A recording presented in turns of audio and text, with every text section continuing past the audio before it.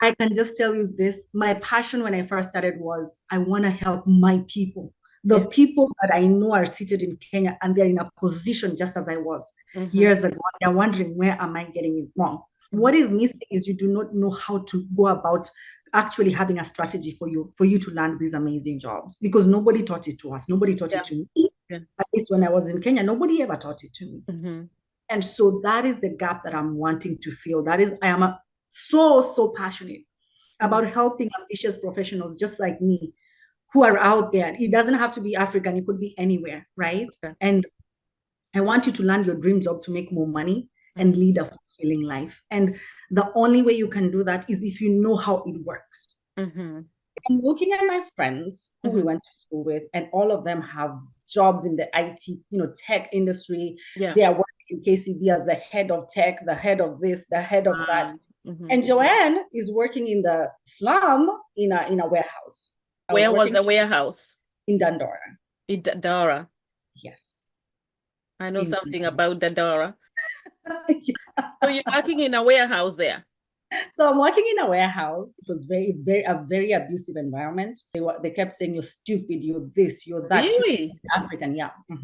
Are you kidding me? Oh, I'm not kidding. So at some point I had to choose me because I realized the way your self-confidence, which was already shaken, now was negative completely. Yeah, they're trying to crush you now. They're Like, trying to crush you completely. wow. Mhm. They never used to pay, by the way. So if you're the kind of person who's going What through do you this, mean they never used to pay? they'll pay you whenever they want. They'll pay you half, they'll pay you quarter. And I know there are Are people there who no laws in Kenya? Is it labor laws or what? You work for somebody for free without them paying you? They pay you when how do you pay your bills? they don't care because you're desperate, And right? there's nothing you can do? There's nothing you can do because where will you get the money to go sue these people?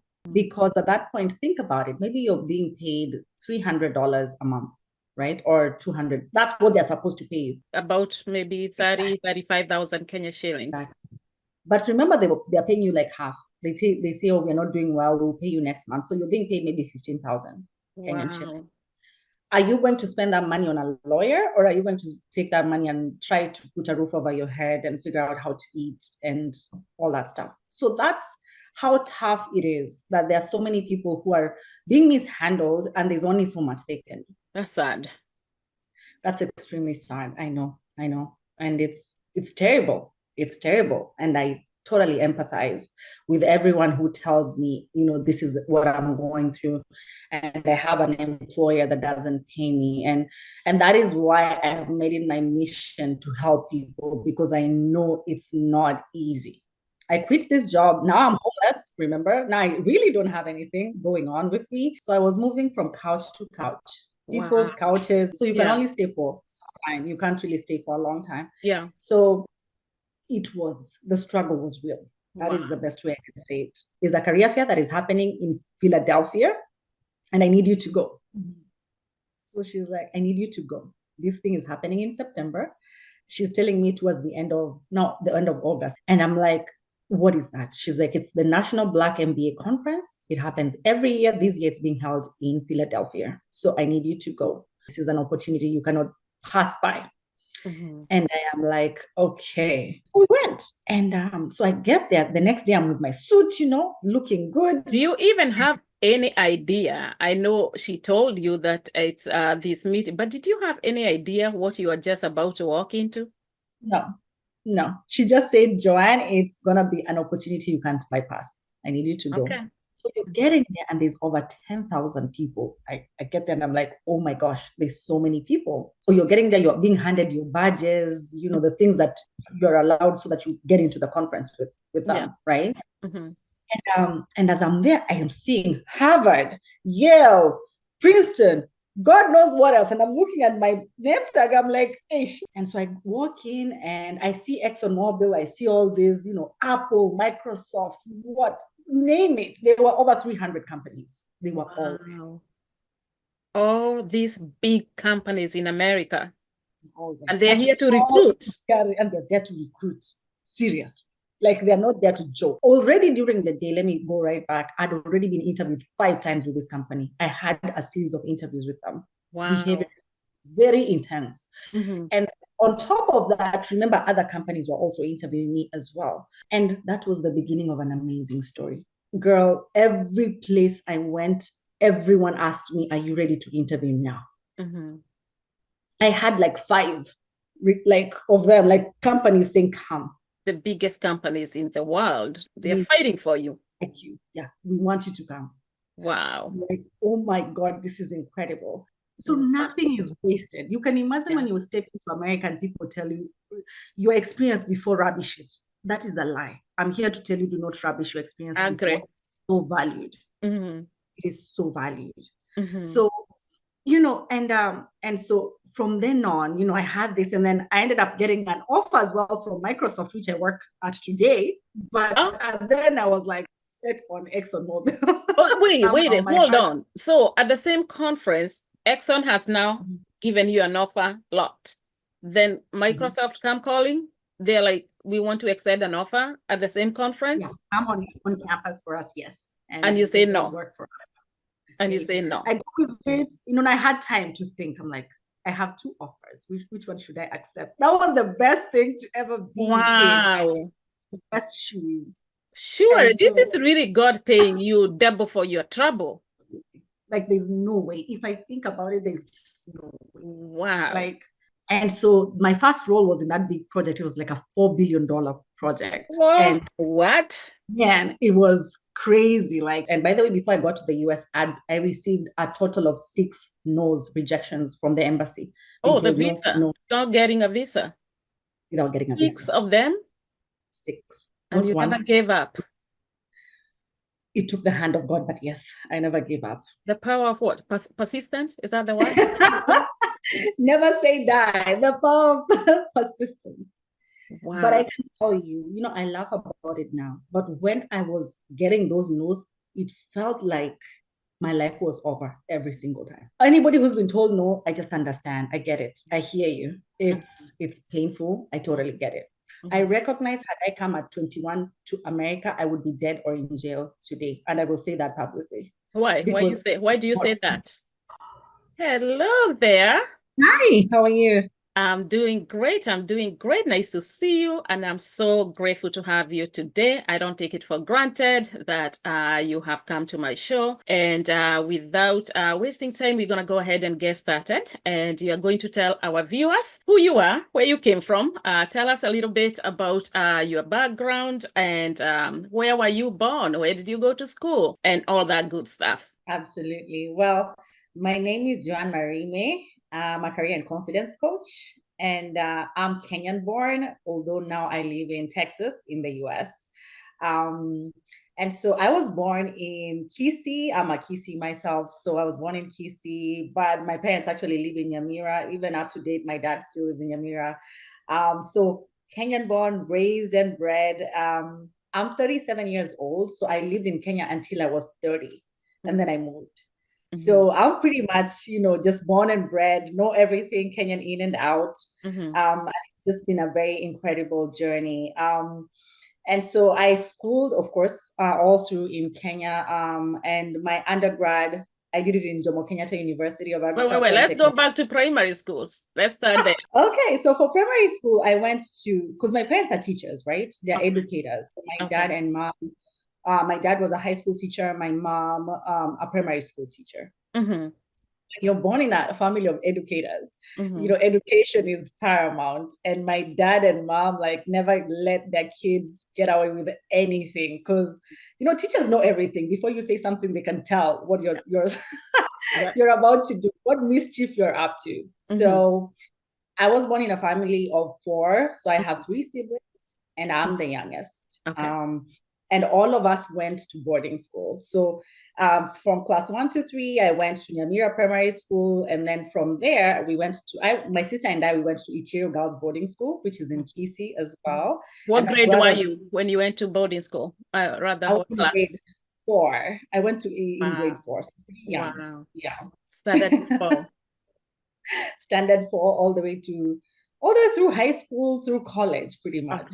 Okay. Okay. So that was the beginning of like being away from my parents. And I think for most people, you know, they've gone through, some people have gone through that journey. But Yes. my parents knew that the standards in the school where I was before were not going to cut it. And so they Mhm, made sure that they tried to look for a school mhm, that was a Lutheran school, you know, had the values that they were because they're Christians.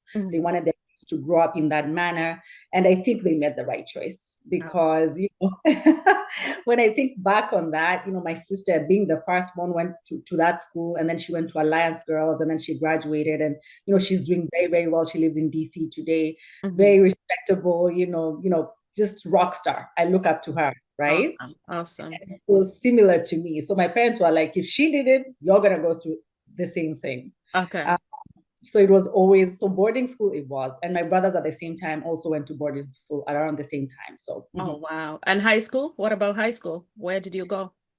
so I went to Alliance. I Okay. followed my sister's footsteps. Mhm, Similar to all my siblings, actually, mhm. they all went to national schools. In Okay. my family, it's just, you know, my dad was Awesome. super strict. See, Like, now that makes a lot of sense given both your parents were educators. 'Cause so that thing, there's no evading that education had to be pushed down your throat, whether you like it or not, I guess. So that's good though. That is really good. That is really, really good. absolutely. And I mean, I have to give my parents a lot of credit Mhm. because it's not just, they were not just raising us, they were Yeah. raising their siblings as Yes. well. I remember in my home, there was no one time I actually ever like had my own room or even slept on my own bed by myself. We always like were like 15 people in the house that they are Yeah. raising, their siblings, people that they are helping, cousins, you know, people coming in and out through the house Yeah. and putting them through school. So Mhm. I look at that and I'm like, you know, as an educator, as a teacher, you don't earn a lot of money. You earn, Yeah. you know, just a very, very little amount. But even with that, they Mhm. were able to raise an entire village, you know? Awesome. So Awesome. I am so inspired by them. So you go to Alliance and Yeah. then you're done with your high school. Where do you go from there? So I'm done with my high school. And, you know, my dad took me to, you know, choose courses, right? When you remember when you're after high school, I don't know how they do it these days, but Mhm, back then it used to be you have to choose a course, three mhm, or four of them. And then when your results come out, mhm. depending on what you choose, you'll be taken, right? To a Yeah. public school and stuff like Yeah. that. Yeah. So when you are choosing, I say this because it is funny. When I was choosing, I didn't know what computer science or computer technology was. Mhm, I just looked and I knew, okay, so I know my sister went to University of Nairobi. mhm, My brother was in JQuat and he was doing computer engineering. So mhm, I knew a little bit about computers, and my brother was, you know, a super nerd, just mhm, really cool guy. And I remember when people used to think we are twins, which is funny until he mhm, grew really tall and I'm 5'3". So then mhm, everybody was like, you're probably not twins anymore. mhm, mhm, But anyway, so I wanted to be close to him.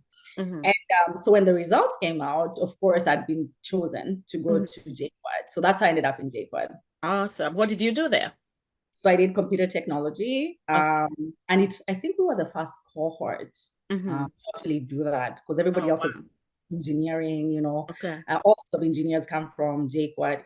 And I think it's right now, maybe it's changed a little bit, but back then the ratio of boys to girls was very, very like, it Oh, was so wow. wide Mhm. because I think in my class we were 4 girls out of like 60 people, 60 Oh, guys.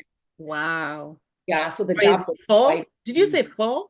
4. Yeah. Wow. I hope it has changed now, I hope it I has hope it because the has. gap is huge, you Mhm. know, Wow. and you know, and that was reflected across all the engineering courses as well. Like throughout the school, the girls were very few who were taking STEM courses, and the boys, of course, were quite a number. So Wow. that gap has reduced by now. Okay. All right. So now you're done with college. Where do you go from there? Do you work in Nairobi? Where do you go? Okay, so this is a funny story. I thought for sure when I got out of college, right, from undergrad, I Hmm. would just step out and get this amazing tech degree and my life would just be brilliant, Yeah. right? That's what Yeah. I thought. Hmm. But boy, was I wrong. So that's not what happened. So I come out and I get an internship with Barclays Bank of Kenya. Hmm. in a field I'd never done before. I was a collections officer, and I got into that for I interned for them, and then finally I got sort of like a contract position for 2 years. So what is a collection officer? Because I heard you say you did something else in college. So So a collections officer is the person that calls you and tells you, you have a loan, you you have a like okay, you owe exactly. the bank and we're about to come and You're wipe about to you come out. and see Wipe exactly. you out. Okay, okay, And boy, that was tough okay. because, you know, you're calling somebody who already is in a precarious position. Yeah, And yeah. so when you're calling them, they're not going to be receptive. They're not going to be positive about what you're saying. So, Yeah. when we're being trained, we were told prepare to be called all sorts of names. And for sure, we were called all sorts of names Oh, and they all do. sorts of, oh yeah, oh yeah, oh yeah. Wow. Customers can be very aggressive. And Wow. and so it used to be I look back on it now and I can see how that has contributed to what I do today. But when I was going through it, it was one of the hardest things that I'd ever done in my life, because you end up making about 70 calls a day to meet these KPIs that you have. Wow. And somehow I always just barely made it, just barely. And so that's with a lot of effort. And so those years were extremely challenging. Okay. Wow. And So any from Barclays, where do you go? So from Barclays, I'm let go, actually. So Oh, they that's let you go. they let me go. So the Okay. banking industry started doing its upheavals, like it started changing. And that was maybe around 2011. So 2011, that's when the banking said, okay, like things are starting to change. So they were shaking up the whole industry. So the way the bank handled it was last in, first out. So you were the first people. The people who were hired last were the ones who got out first. So that's how, I was let go in Christmas time. I remember that feeling. Wow. That's so unfair. We actually had a Christmas party, and then right after the Christmas party, you're given a letter as you're leaving from the party. Wow. That's it. That's Goodbye. sad. So that sucked. So that was the first time, I had that feeling of being let go. Okay. Yeah. And so from there, now that is when the rubber really met the road. The road, Like that, the struggle really began. So, I mean, for the next 7 years, it just was like, it's like I was cursed. That's the best way I can describe it. But now when I think about it, I recognize God's fingerprints all over that. And I call it God's boot camp. He put me through boot camp. But trust me, when you're going through it, you're like, this is hell. What is going on? You are the gold that gets through the fire? I was being put through the fire. I was going through what Joseph went through, when you're just thrown out and you do not know what is happening, right? That's how I can describe it. Wow. So I'm looking at my friends who we went to school with, and all of them have jobs in the IT, tech industry. They are working in KCB as the head of tech, the head of this, the head of that. And Joanne is working in the slum in a warehouse. Wow. So from the bank, eventually you got a job at a warehouse? At a warehouse. Where was the warehouse? In Dandora. In Dandora. Yes. I know something about Dandora. So you're working in a warehouse there? So I'm working in a warehouse with these Eastern European guys who were like recycling a lot of stuff. So they would get all these old computers. Remember the old computers with the big back and the big whatever, the old ones? Oh, yeah. I remember. It looked like the TV, like those old. Exactly. So they were collecting all that and shipping them all the way to somewhere in Europe. I don't know what they were doing with some of that stuff. And then they were paid. So they had this big warehouse, and they were doing all that. So the lifting, the bringing, like I did it all. Wow. So that was crazy. Now getting, how long did you work there? I worked there for like 5 months, and it was hard. 5 months. Okay. I thought you were going to say 5 years. Like, oh no. No. Okay. I could only survive for 5 months because number one, it was a very abusive environment. Oh, wow. I remember the Eastern Europeans, and this is not in any way to say all Eastern Europeans are this way, but the ones that I met there were very extremely aggressive. They kept saying, you're stupid, you're this, you're that. Really? You're African, yeah. Are you kidding me? Oh, I'm not kidding. So at some point I had to choose me, because I realized my the way your self-confidence, which was already shaken, now was negative completely. Yeah, they're trying to crush you now. They're Like, trying to crush you completely. wow. And my sister, I remember crying to my sister. By then, she'd left the country and she was in the US, and she was saying, I cannot understand how someone who's this smart, someone who was the top of her class, is Yeah. struggling this much, Yeah. right? How is this even possible, right? Yeah.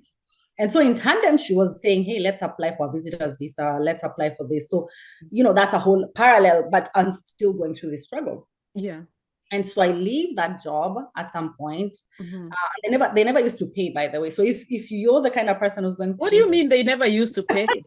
they'll pay you whenever they want. They'll pay you half. They'll pay you quarter. And I know there are people there no laws in Kenya? Is it labor laws or what? You work for somebody for free without them paying you? They pay you when how do you pay your bills? they don't care because you're desperate, right? And there's nothing you can do? There's nothing you can do because where will you get the money to go sue these people? Because at that point, think about it. Maybe you're being paid $300 a month, right? Or 200. That's what they're supposed to pay you. About maybe 30, 35,000 Kenya shillings. Exactly. But remember, they're paying you like half. They say, oh, we're not doing well. We'll pay you next month. So you're being paid maybe 15,000 Kenyan shillings. Are you going to spend that money on a lawyer, or are you going to take that money and try to put a roof over your head and figure out how to eat and all that stuff? So that's how tough it is, that there are so many people who are being mishandled and there's only so much they can do. Wow, that's sad. That's extremely sad. I know. And it's terrible. It's terrible. And I totally empathize with everyone who tells me, this is what I'm going through, and I have an employer that doesn't pay me. And that is why I have made it my mission to help people, because I know it's not easy to find yourself there, right? And so from there, the struggle continues. So I quit this job. Now I'm homeless, remember? Now I really don't have anything going on with me. Are you living with your parents? Oh, they're in Kisii? Yes. Wow. So I cannot go to Nyamira. Now I'm in Nairobi, right? Survival for the fittest. Survival for the fittest. So I was moving from couch to couch. People's couches, staying with my brother here, staying with my other brother there, and they have their families. So you can only stay for some time. You can't really stay for a long time. Yeah. So the struggle was real. That is the best way I can say it. And so in tandem, I started applying for jobs, right? So I'm like, okay, my friend Winnie, and by that I'll give her credit. I remember at my lowest, one of my friends came and my brother called her because I was so depressed. I was so depressed. And I was not leaving the couch. He would go to work, come back and find me in the same spot that he left me. Wow. And so he was scared. He was like, something bad is going to happen here. And so he called and he said, you need to talk to your friend. So my friend was, took time off from work, 2 days, and came and sat with me. And she didn't even talk to me about work or anything like that. She just talked about other things. And we sat down and we watched movies and we cooked and we laughed. And then towards the end of the weekend, she was like, okay, Joanne, now we have to talk about, you need to get back on the horse. Like, don't give up on life, right? You need to start applying again. I know life has not been easy, but let's get cracking here. And so she said, I'll help you. I'll help you with references. I'll do this. And so she kind of jump-started me. Oh, that's nice. That I will forever be grateful, because that was literally, I was just giving. I was done. I was just like, this is it. Remember, in parallel, I'm applying to come to the US. And at this point, and by the way, before I got to the US, I received a total of 6 no's, rejections from the embassy. Oh, the visa. Not getting a visa. Without getting a visa. 6 of them? 6. And you never gave up? It took the hand of God, but yes, I never gave up. The power of what? Persistent? Is that the word? Never say die. The power of persistence. Wow. But I can tell you, I laugh about it now. But when I was getting those no's, it felt like my life was over every single time. Wow. So for me to get to the point of depression, to that point, was I had been really hit by life everywhere. I felt like every door was closed on me at that point, every single door. And I did not know whether I was like, what is this thing that is on me? And I look at my family, they're doing well. My brothers are doing great. My sister is doing fantastic. what's wrong with me? So, at that point, the only thing is either you give up completely, or the other choice was get back on the horse and just keep trying, right? So I chose to get back on the horse, especially after my friend's, intervention. And so I got right back and I remade my CV and I said, okay, I'm gonna try again. And so I started applying aggressively. I just went online. Nobody was teaching me these things. I didn't even know like what to do, but I knew, okay, let me just go online, right? And somehow I'll be able to find positions, I hope. Yeah. And so, I started going to websites and applying and everything. And all of a sudden I started getting interviews. Now, getting interviews, and I go to these interviews and somehow I don't make it. Now I know what I was doing wrong from in hindsight, right? But when I was there, I didn't, because there was nothing to teach you on how you should appear, what you should say, how to answer behavioral questions. Nothing really existed in 2012, 2013 around that, right? Nothing was there. So you're going in, yes, you've prepared as best as you can. You've gone, you're told, oh, you make sure you know the mission of the company, make sure you know this, make sure you know that, but you don't really know what to expect in the interview. So when the questions hit you, you're answering, but you're not coming out as the best candidate, right? So, I call that the silver curse, whereby you always make it to the interview, but you never get the gold, you never get the offer, right? Wow. So I was not getting the offers that I wanted. And so that took a while. And so I finally got a job as a receptionist. I took the job as a receptionist, worked for another company. I think it was a business that was a startup in Nairobi. That kind of was okay. I worked there, and somehow I think God had this clockwork. I used to get a job, and by the end of the year, around the 1.5 year mark, I'd be let go, like clockwork. Again, like this job, I'd started getting a little comfortable. I'm being paid 40,000, so I'm feeling like, this is 40,000 Kenyan shillings, better than the zero that I had before, right? Yeah. And I was working for this European lady as her secretary and her receptionist as well. And I can see now how God was allowing me to start working with foreigners slowly by slowly, right? And starting to get to understand how they work, how they talk, expect, right? But when I was going through it, because she really liked me, she interviewed me once, she was like, yes, I want this lady, and then that's how we started. So I worked with her, and then that company folded in the 1.5 year mark. So we were all let go, including her. Wow. So, again, we are back on the tarmac, right?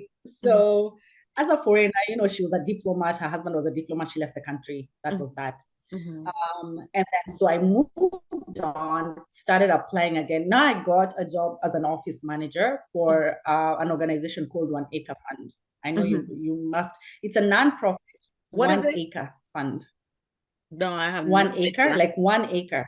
Like a piece of land? So Kenyans will know, like a piece of land. But Kenyans will know because I know it's huge in Kenya right now. But back then, it was just starting in Kenya.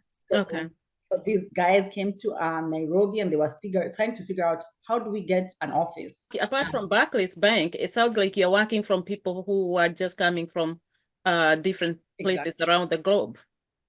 Exactly. So this one was Americans. So the founder of this organization is called Andrew Yoon. He's actually from Yale, I think, or Harvard. He had like a Harvard degree. And so he was starting his startup at that point. And so when I went to work with them, they were like in a house somewhere in Kilimani, and they had, startups the way they are. They just take a house, they start, and they're starting to expand a little. And so they wanted somebody to help them move from there to an actual office. And they were starting to hire other expatriates and kind of just manage the whole thing, right? From hiring those, making sure they come, they're comfortable, all that, but also a Kenyan who knows how Kenyans work, right? How Kenya works. So I went to Bungoma, interviewed, because they had an office in Bungoma as well. Oh, that's where the office was? Yes, the head office was. Okay. And were they working in Nairobi or from Bungoma? From Bungoma, but in Nairobi, they had a very small office. So they wanted to make it big now in Nairobi. Got you. So that's why they tapped me as, you live in Nairobi, kind of understand how it works. Okay. So that's how I started. So I started with about 3 people in Nairobi. I set up their offices. I did all that. And I worked with them for about almost 3 years at this point. But what really got me in the organization as much as I loved it, right? And now I went back to being paid 30,000 from 40 to 30. Now, you've gone up and down, man. So I was literally bringing in these expatriates, setting them up, doing accounting, as an office manager, you pretty much do everything. You're the receptionist, you're this, you're that, you're managing everything. And I was being paid 30,000, and the people I'm training who are coming in are being paid $3,000, $4,000, $5,000. And you're training them? And I'm training them. $3,000. Yeah. Wow. Are these Kenyans? Are these foreigners? They're Americans, foreigners from all over. Wow. So, you can only do that for until you realize, no, this is unfair and it should not happen, right? Yeah. And that was the first time I came face to face with racism, actually, because I did, we have tribalism back at home, but I've never faced racism. And so in that organization, and I'm going to be very open, that was the first time I faced racism in my own country. In your own country? Own country. Because, even the way we were treated, we had two separate ways. The Africans are treated this way and the others are treated this way.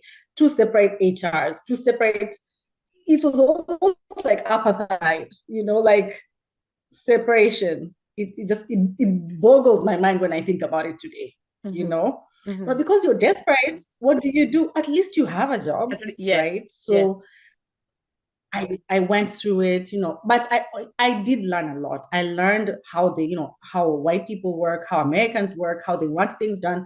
I think that was growth for me. Do you think that even the way we were raised contributes to that, because we were raised to see these people as superior? You see Mzungu and it's like he's supposed to be up there, and we're Mwafrika, you're supposed to be down there. So even in an office setup, when they are doing all these and kind of, you don't even see it as discrimination. You see it as they belong there and you belong down here. Exactly. Wow. It actually only started hitting me later, right? I'll give you a good example. I had to go to Bungoma from time to time because that's where they had their head office, right?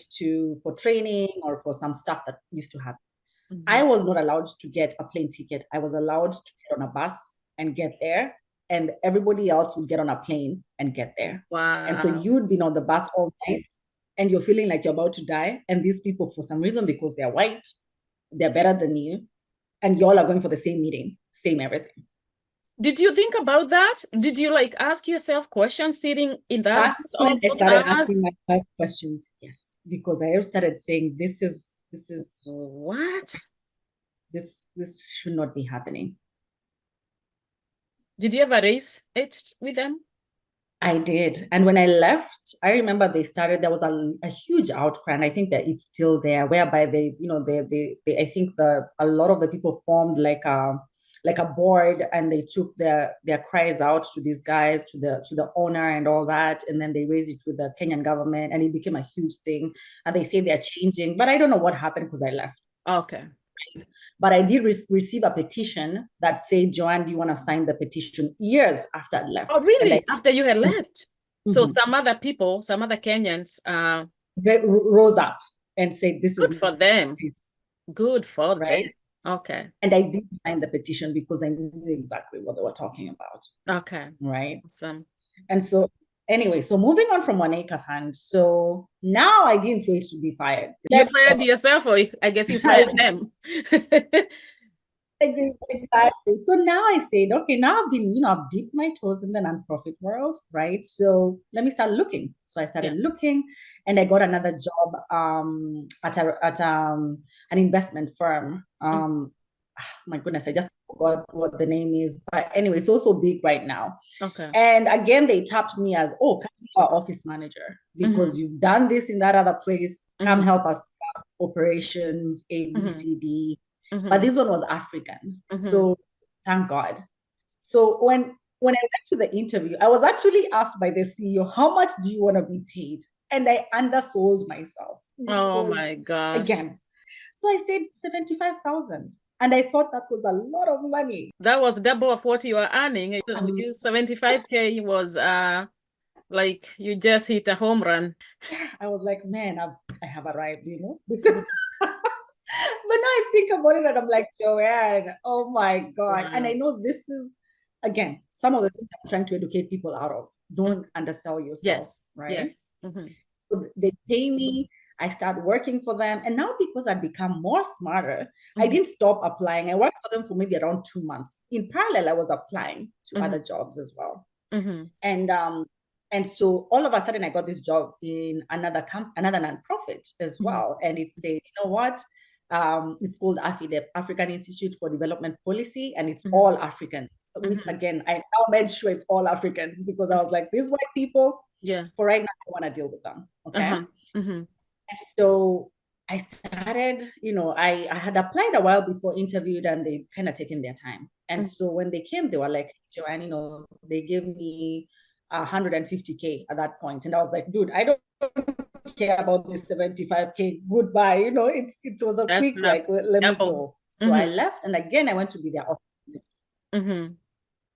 And so I started working and I really enjoyed that role, Okay. because number one, the underlying racism was not there. Mm-hmm. So it made everybody was kind of you could tell we were being paid at par. Like Mm-hmm. it wasn't like this person is being paid crazy high, Mm-hmm. unless they're maybe a director or something. Yeah. It just was like very fair. So I give them props for at least trying to be fair to Okay. everybody. Okay.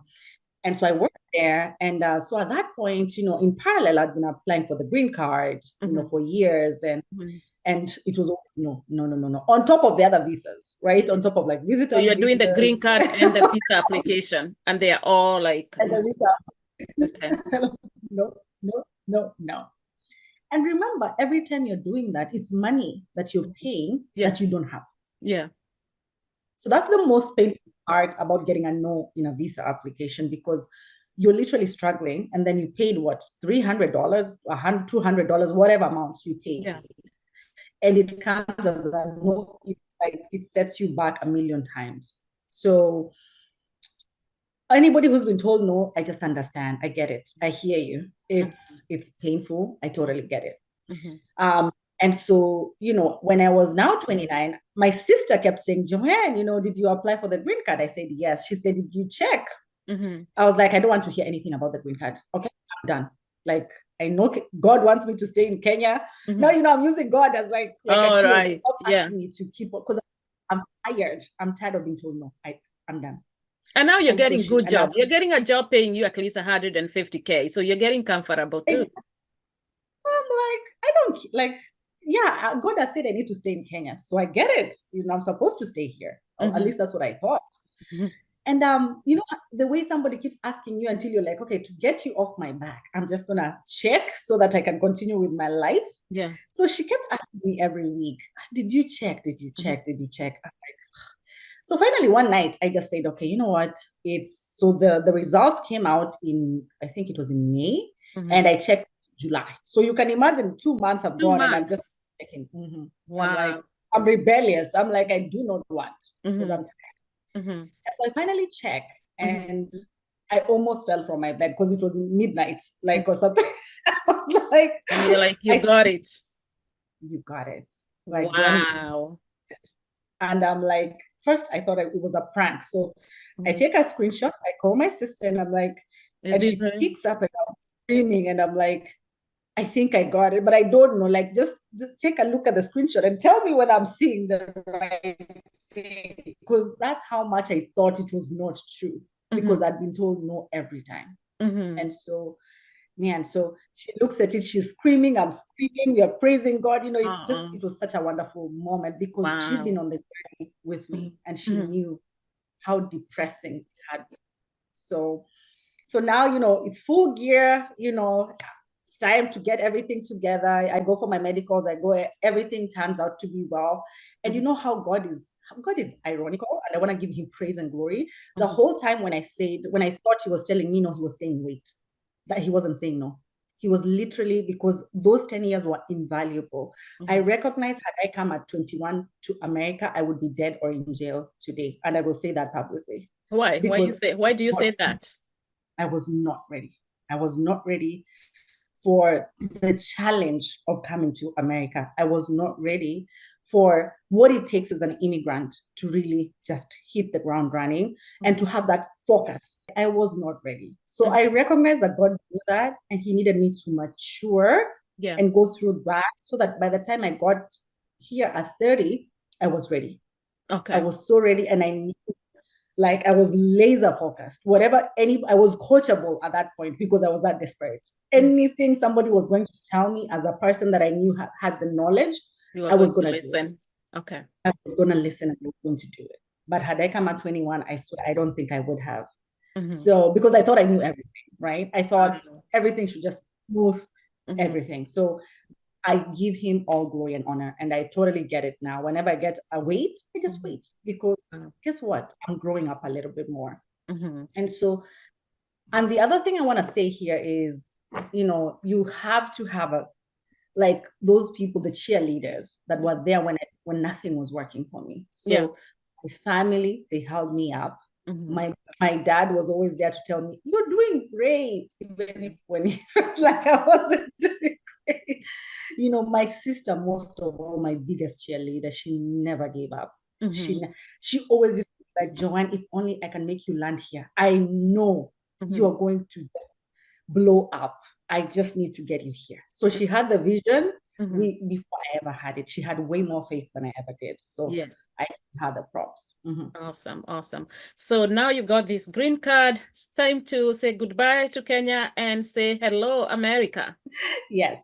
So, here I am. I sell everything that I have because I need to raise money for the tickets. I need to do, all that stuff. I do all that. I say goodbye to my friends. I say goodbye to my dad. My mom actually passed when I was 14. And so I wish she was here to see me today because she really had that vision for us. But I know she's seeing us from heaven and she's super happy. But I'm so grateful that my dad has been able to see us go through all that and kind of get to the other side, right? So I get on the plane with my 2 suitcases because that's all I had, right? And my dad gives me the very little money that he had, which was about almost $20 or so. He says, at least have something on the plane, right? So like anaweza kuwa na mandazi huko kwa ndege.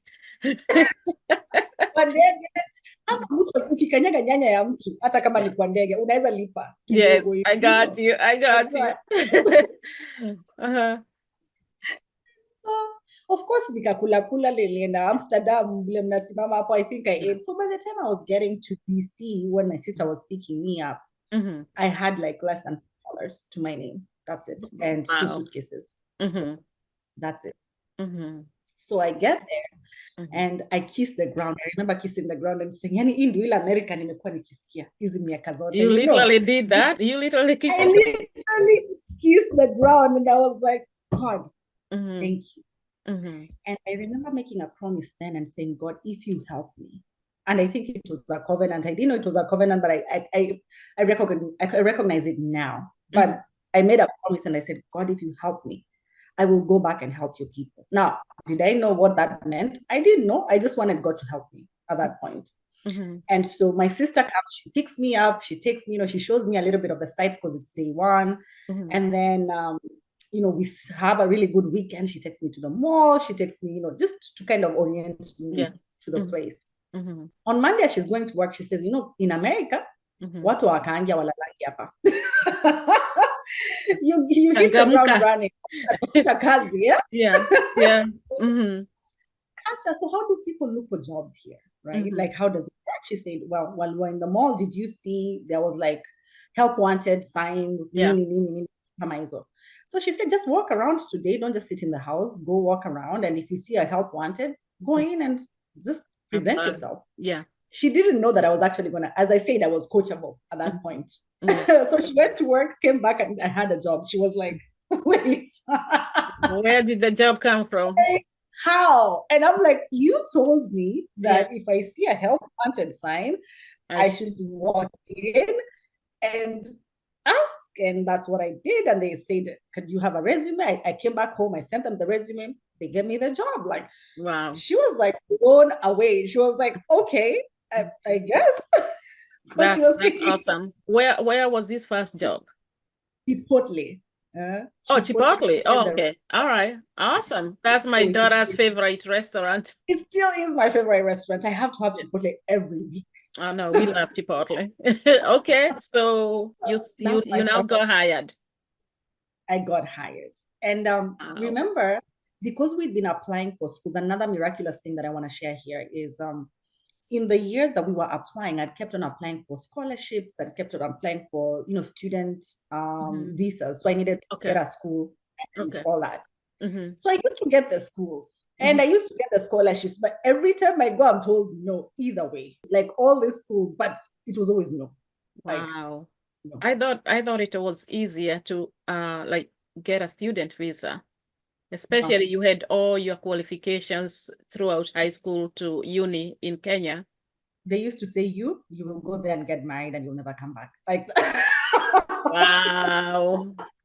because they're like, you're young. Yeah. I, Yeah. I don't even understand the concept. So, but then that's how it worked out for Did they me, ask you if right? you had relatives here? They did. And you said? And remember, my sister was sponsoring, so I had to be honest. They knew Yeah. that, so Okay. I was So honest, and yeah. that worked against me as well, right? Okay. Okay. And so the previous year I'd applied to, because my sister was actually just randomly looking online and she saw Arizona State University was offering scholarships. So Mhm. she called me, she's like, Joanne, apply again. I can see this school is offering Yeah. scholarships, blah, blah, blah, blah. Just apply. So we applied. And then guess what? I'd been told no before the green card came through again. Wow. So because I'd been told no, that's why I was so resistant from checking the green card. The outcome of the green card, the results. I just was like, I cannot take another no right now. It's too much, right? Mhm. And so when I remember calling, because they were expecting me to come for spring, Mhm. that's in 2017 spring. Okay. And I called them and I said, unfortunately, I'm not going to be able to make it This is because, the university. yeah, the university Wow. the visa. So please just give out the scholarship, right? Mhm. Because I'm not going to be able to make it. Mhm. I think this is God. They simply said, okay, we understand, we empathize that has happened to you, but you know what? We're just gonna keep this scholarship for next, like we're gonna keep it for you. Try again. If you get it, come back to us. But I never thought about it, right? Like I let it go. Now I get to call the school and tell them, guess what? I'm stateside, right? And the last time we spoke, you said my position was still there, like my scholarship was still there. Yeah. They were like, oh my God, you're here?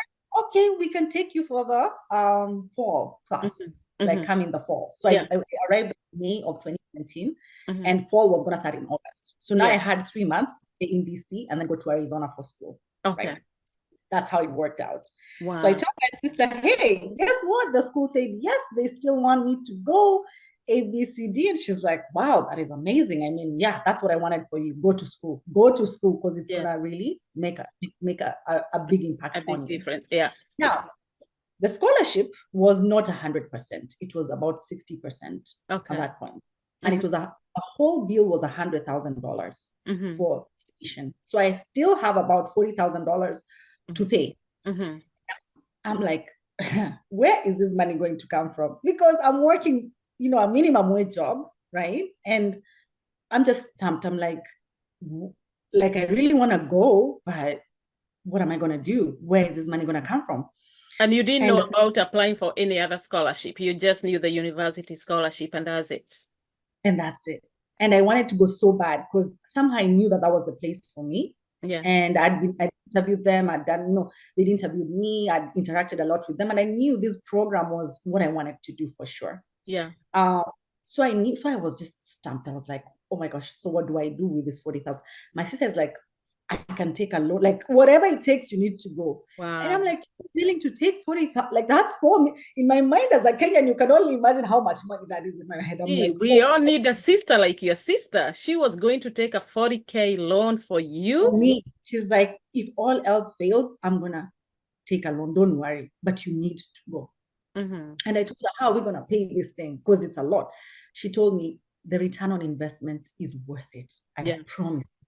Don't worry. Within a couple of years, that will be paid off. Right now, don't worry about that. So I was so lucky in that. So I said, okay. Then we started looking online. We realized as a green card holder, because now I had a green card, you can apply for like a loan, student loans, just like everybody else. Yeah. That's what I ended up applying for, thinking they will not say yes. They said yes. So, of course. There's no reason for them to say no to you for a student loan. I mean, exactly. What will be there? My sister didn't have to take the loan, thank God. Okay. I ended up taking it, right? And so I'm thinking, I already have this loan. I haven't even been here for months, and I have this money that I need to pay. And my sister kept encouraging me. She told me, Joanne, I know it feels like it's a lot of money right now, but I promise you, you'll pay it off, and you'll look at it and you'll be like, this is the best thing I ever did. So just invest in yourself. Don't worry so much about where the money is going to come from for you to pay. Right now, what you have to focus on is just get to school, and then we'll figure out the rest. So with that encouragement, I said, you know what? Okay, it is what it is. So I worked in Chipotle for the summer. That was super helpful, by the way, because I learned how Americans speak. You know, the way they say, I can't understand you. I can't hear you. Accent.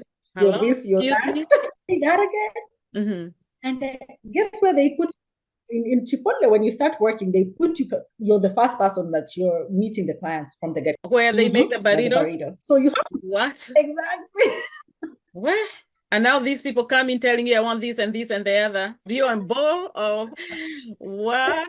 They start you off there, and then they rotate you on all stations. So by the time you're done, you can go to the back and cook. Okay. You can come back here. So that's why I love Chipotle, because man, the food is good. The food is good. That's not lying. Now you're making me think I might get Chipotle tonight.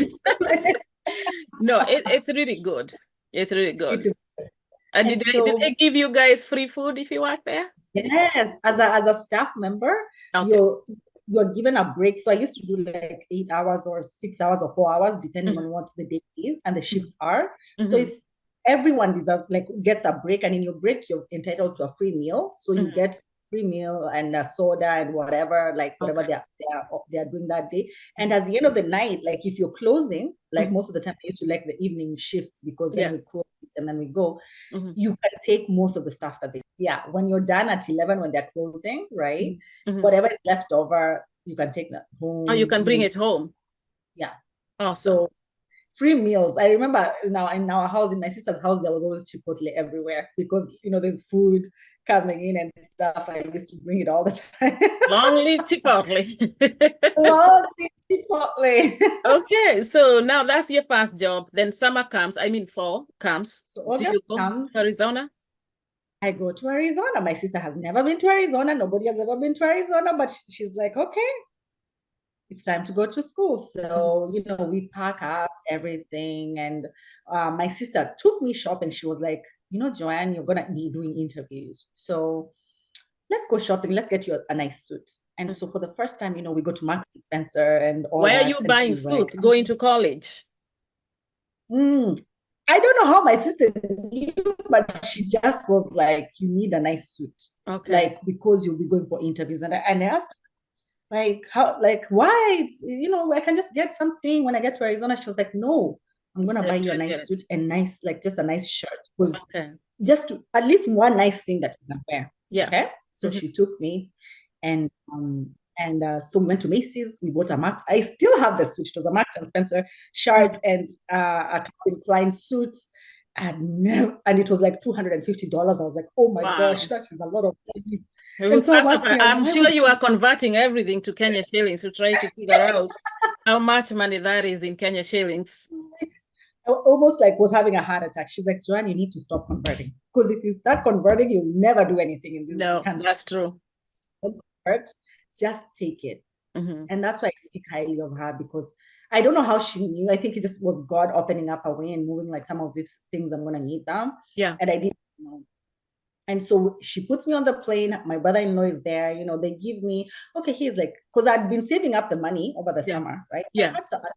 Yeah.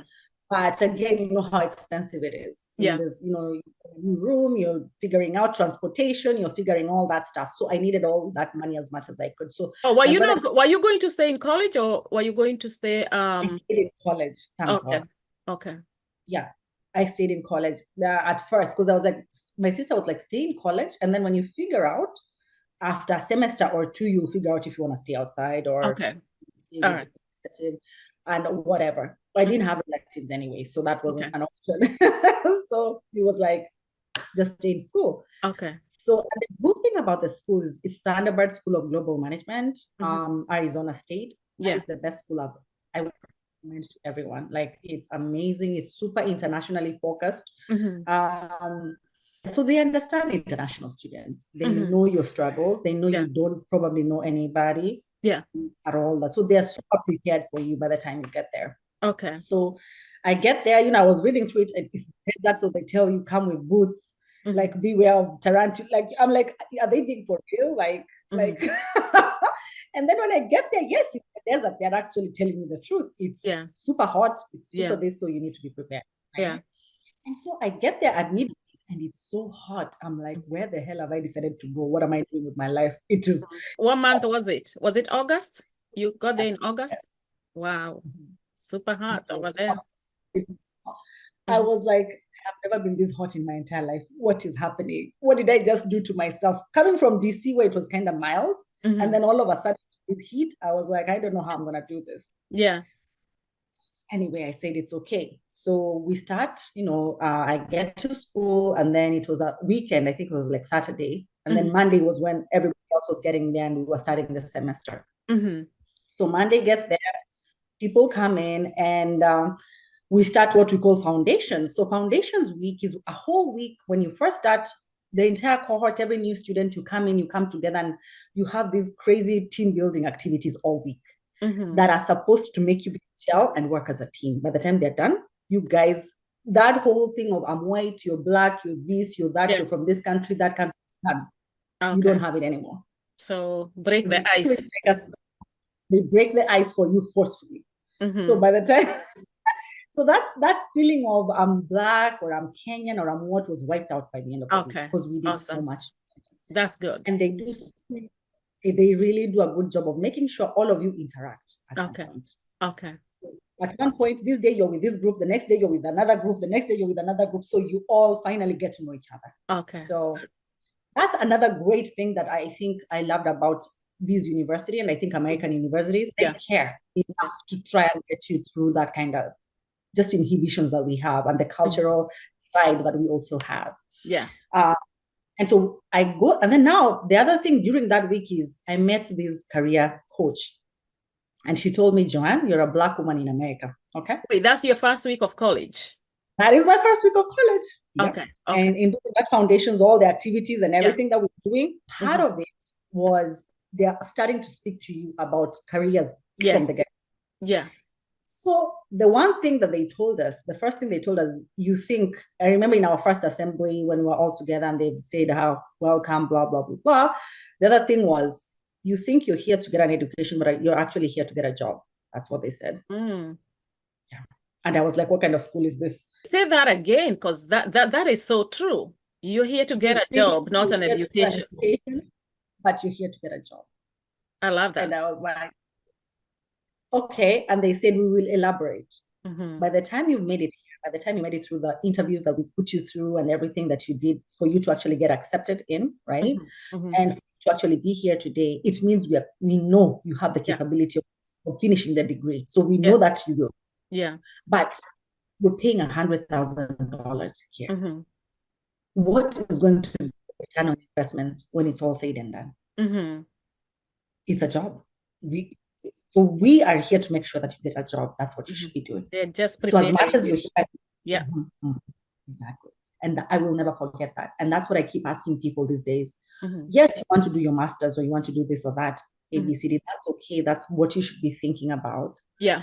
I want you to figure out what is going to be your return on investment when it's all said and done, and how are you going to make sure you get that return on investment?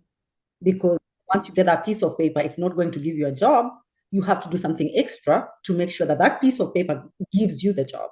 Okay. You can end up hanging that piece of paper on your wall. And that's forever. It. And nothing has ever happened with it. Yeah. Right. So with the piece of paper, what do you need to be doing to get you where you need to go? Yeah. Okay? Yeah. And so I strongly, I wish I had. Those are the things that when I look on my undergrad missing, nobody tells you that. Nobody tells you that when you're getting your degree, you at some point are going to have to get a job. So what should you be doing today as you're starting your education process to prepare you for the job market for real, other than just getting that piece of paper? Nobody's doing that. So that is my approach to everything these days. I'm like, what is going to be your return on investment, and what steps do you need to be taking today to get you there? Right. And so I meet this lady, and there's all these Black people, white people. It was like all about almost like 80, almost 80 countries, represented across, like a lot of people from all over the place. And so it's almost like 90% international students, which I loved as well. So there's no feeling of it's only Americans, it's only this. It's people of all colors, all races, all cultures, all of you are mixed together, right? There was a sense of belonging, so you felt together, right? So all like, okay. And the Americans were great because they also wanted the culture. They were in this school because they knew of the international appeal of it. So it was great. And so this lady, she takes some interest in me. I don't know why, but I think we were just talking and everything. And she was like, Joanne, you're a Black woman in America. She was Black as well. And she said, so things are not the same. They're not going to be the same for you as for everybody else. You have to do things differently.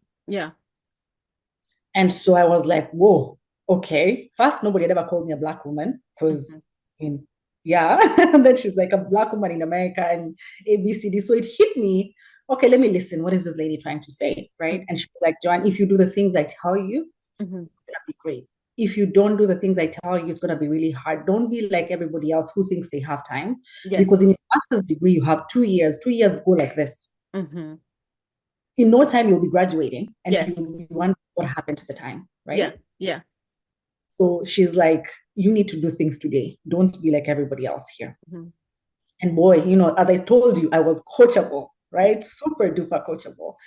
And so she told me next week, their company, so this is week 1. She's like, next week, their company is coming on campus to start recruiting. This is your first week in campus?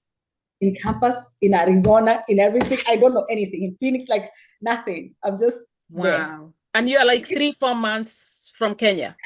Exactly. So she's like, so there's a lot being thrown at me at the same time, right? And remember, because I'd worked in Chipotle in DC, when I went to Arizona, that's the only job I thought about getting. So now I've already gone to the Chipotle place and gotten a job because I knew, hey, I need money. Like, and you already had the experience with another Chipotle, so it was. When I went there, they were like, fantastic. You get somebody who we don't train, just come start working. And it was close to.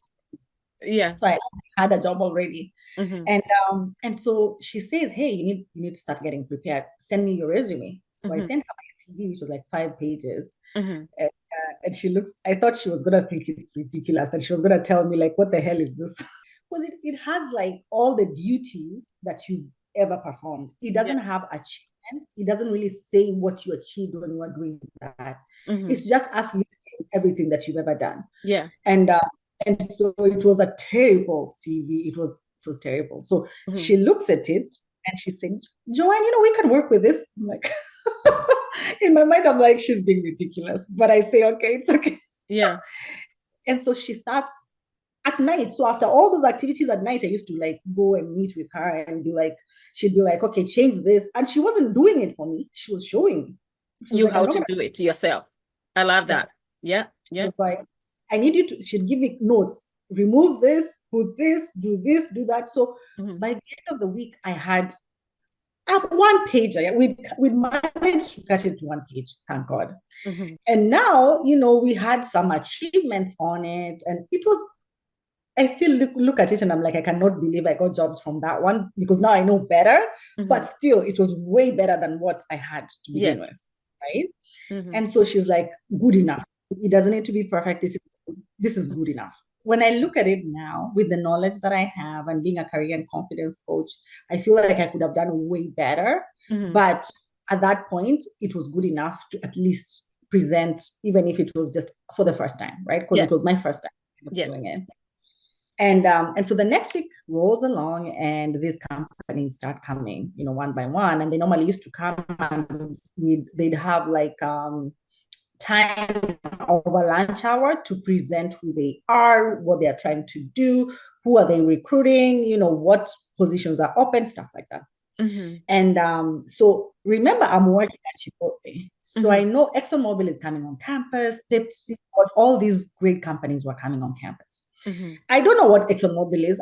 I know Shell, because in Africa, Shell is what is really there, right?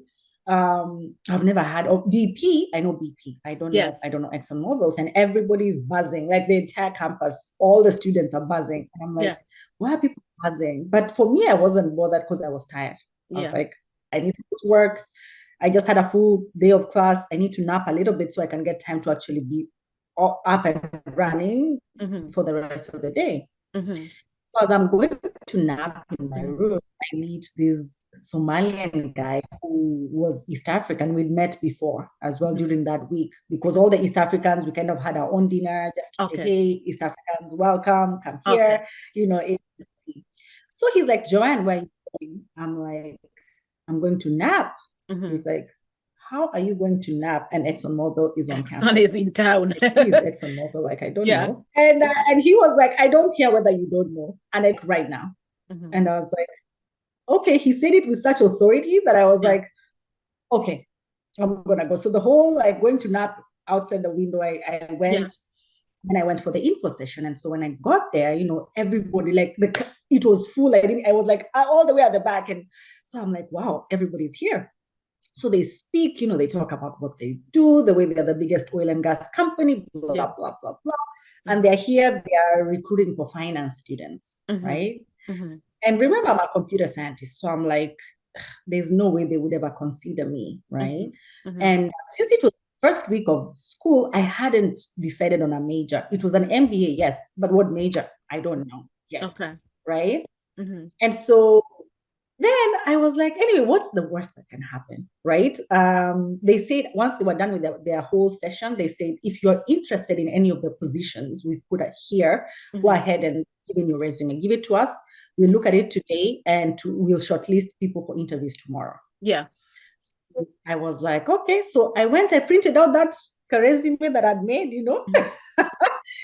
on the school, there was like this lab. I went and printed it out, brought it, gave it to me, went to work, and that was that. I go to work, and then they had a dinner, we had a pub in the middle of the school. But I loved the pub. One of the things I was also taught in that school is business deals and jobs are gotten in a social setting. They're not going to be gotten in class. So go to the pub. That was the thing. Like we used to do homework in the pub and stuff like that. So it was a lot of fun. Because that's where go congregate, meet people, talk to people, connect with people, because that's how businesses and that's how opportunities are born, right? So they had this like mixer at the pub. So I go to work, I come back at 8, the mixer is still going on. So I go and pop in towards the end. And I remember speaking to a lady, and she ended up being my mentor. And now she's still a really good friend of mine. Her name is Stacy. So she meets me after my work at Chipotle. So I've come back from work. I see it's 8 o'clock. Okay, people are still there. Let me go and just pop in and see what they're talking about. And there was free food, of course. So I said, free food for a student, that is golden. So I go and I speak to Stacy, like one of the ladies. I don't know what we spoke about. We were laughing about it the other day. And I was asking her, what did I tell you? She's like, I don't know. But once you were done speaking, I went back and I told the guys who are there, like, we need to interview her. Like, I like her. So see how God plants people somehow in your path, and you don't know. You're thinking things are just random. And so at midnight, they were shortlisting. Now, the whole time, these people are serious. They're not there to joke around. They're there to actually hire people. So at midnight, I get a call like, hey, Joanne. I'm like, yeah, did you apply for this position? Blah, blah, blah. At ExxonMobil. I was like, yeah. So they were like, you've been shortlisted tomorrow at 9 o'clock. They're going to be interviewing at one of the places there. First, I'm shocked because I was like, I'm a computer scientist. They're doing finance. So those two things do not align. how are they interviewing me? But now I got into like this mode of let me look what is ExxonMobil for real. So I start doing research. Like all this time, you didn't know who in the world was ExxonMobil? I did not know. I didn't. So now I'm forced to be like, since I have an interview, Let me I Google have it. to get. So I Googled, like I spent like 4 hours after that. I never slept. Yeah. I just spent the time prepping because I was like, oh my God, what is finance? I don't even know what finance is. Let me look and figure out what finance is. So at And least trying by to this time, you figured out this Exxon it's a huge company. it's a huge deal. So I'm like, dude, I need to get this, right? So I'm like, yo, let me try my best. Okay. At least if they say no, I will have tried. Yeah. Right. That was Yeah. my thought process. Yeah. So in the morning, I dress up. Remember that suit my sister got me? Here we go. Yes. Yes. And I'm like, my shirt, and my hair was orange. Let me also tell you, it was short and it was orange. So it was, I just felt out of place. I felt like these people would never consider me because I was like, I just look like a rebel, like the opposite of what corporate America looks like, right? Yeah. Except for the suit. So I get there and there's 20 other people that have been shortlisted as well. And these guys are all American, went to business school in their undergrad. They have all the makings of the right people, the right candidate, according to me. So my heart fell. I was like, hey, okay, here, I'm not going to get it. But guess what? I said, anyway, I'm here. Let me just sit and wait. And so were you feeling inferior going into this, given absolutely, all these other absolutely. people? Absolutely. I felt like I wanted to run and never come back. Here's a girl working at Chipotle who just came from Kenya. Just came from Kenya with an accent. Remember, they always remind you with an accent. You have an accent, yes. You have an accent. So I sit down and I was like the second last person. So every time, I'm seeing them going in, coming out, because they have to pass you in the waiting room, right? Was it like how they do like America Got Talent or these other shows? Do you know when they come out, or they don't know whether they got the job or not? All of them came out saying, it was great. We had a good interview. So you don't know. So you're like, if everyone says it was great, then who am I? Like, I don't know how mine is gonna go. But so it gets to my turn. I go in. I find this guy. It wasn't even the lady that I spoke to the night before. It was someone else. Okay. And we speak, and he just tells me, just about yourself. Okay. And I talk about myself. I talk about where I come from. I talk about the experiences I had, working at Barclays, working at BCD, working at Chipotle as well. What I'm doing currently. I've been in the country for this number of months. Just my story. Yes. And he kept saying fantastic. And I'm like, fantastic? Like, why are you saying fantastic? Like, that doesn't sound like something I would be interested in. Yeah. But fast forward, we finished the interview, and now he says, oh, tell me a little bit about your experiences in banking. What did you do in this place? What did you do? Because I put them down on my resume. So I talk about the stuff that I did there in the nonprofit world, what I did there, all that kind of stuff. Yeah. And he's like, fantastic. So he says, okay, we'll get back in touch with you. That was so great. I am so happy that I met you. So now I understand why everybody's coming out saying they did well, because he's literally telling you did well. So you don't know, right? Yeah. So I come out and I'm like, you went well. Okay. And so after that, guess what? They don't get back to me. Life continues. We go back to school, ABCD. And I'm like, I guess it was just one of those flukes. Nothing ever happened with it. And my career coach, remember, she's still there. She tells me, Joanne, I'm not done with you yet. So these companies have come on campus. That's great. You need to go for a career fair.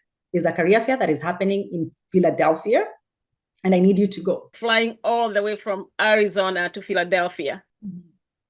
So she's like, I need you to go. This thing is happening in September. She's telling me towards the end of August. So the interviews have happened on campus, and now she's like, okay, I need you to go to this thing.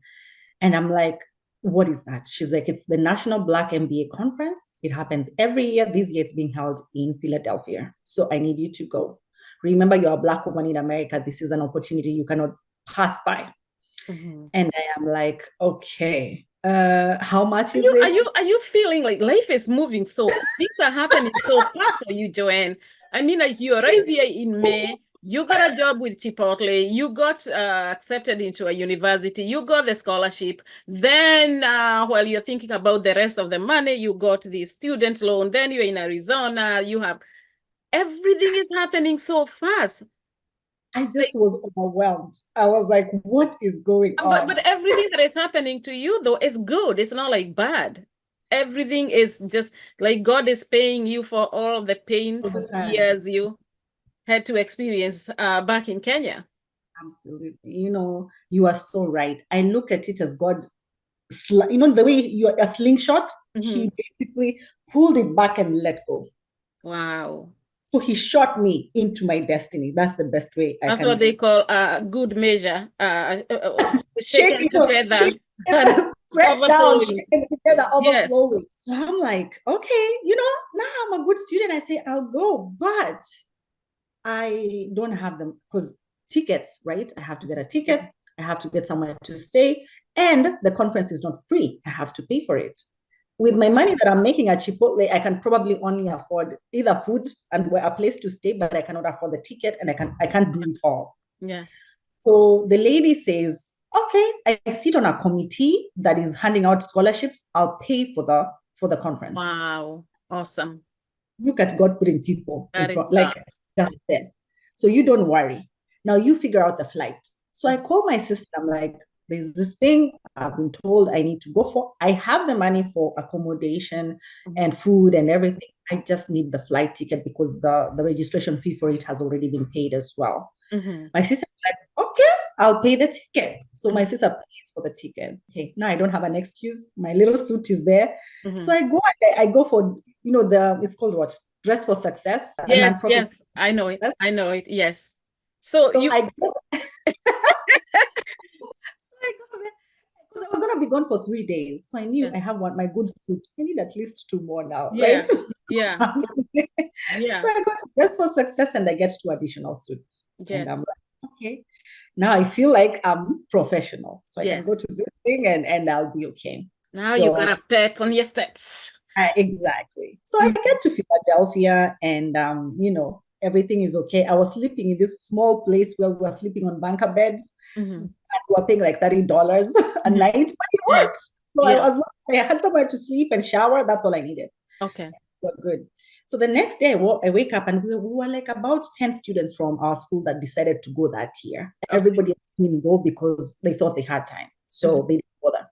Mhm. So we went. And so I get there. The next day, I'm with my suit, looking good. Do you even have any idea? I know she told you that it's this meeting, but did you have any idea what you are just about to walk into? No, no. She just said, Joanne, it's going to be an opportunity you can't bypass. I need you to go. Okay. Okay. And I need you to print out at least 10 of your resumes. So she had me print them out, have them with you.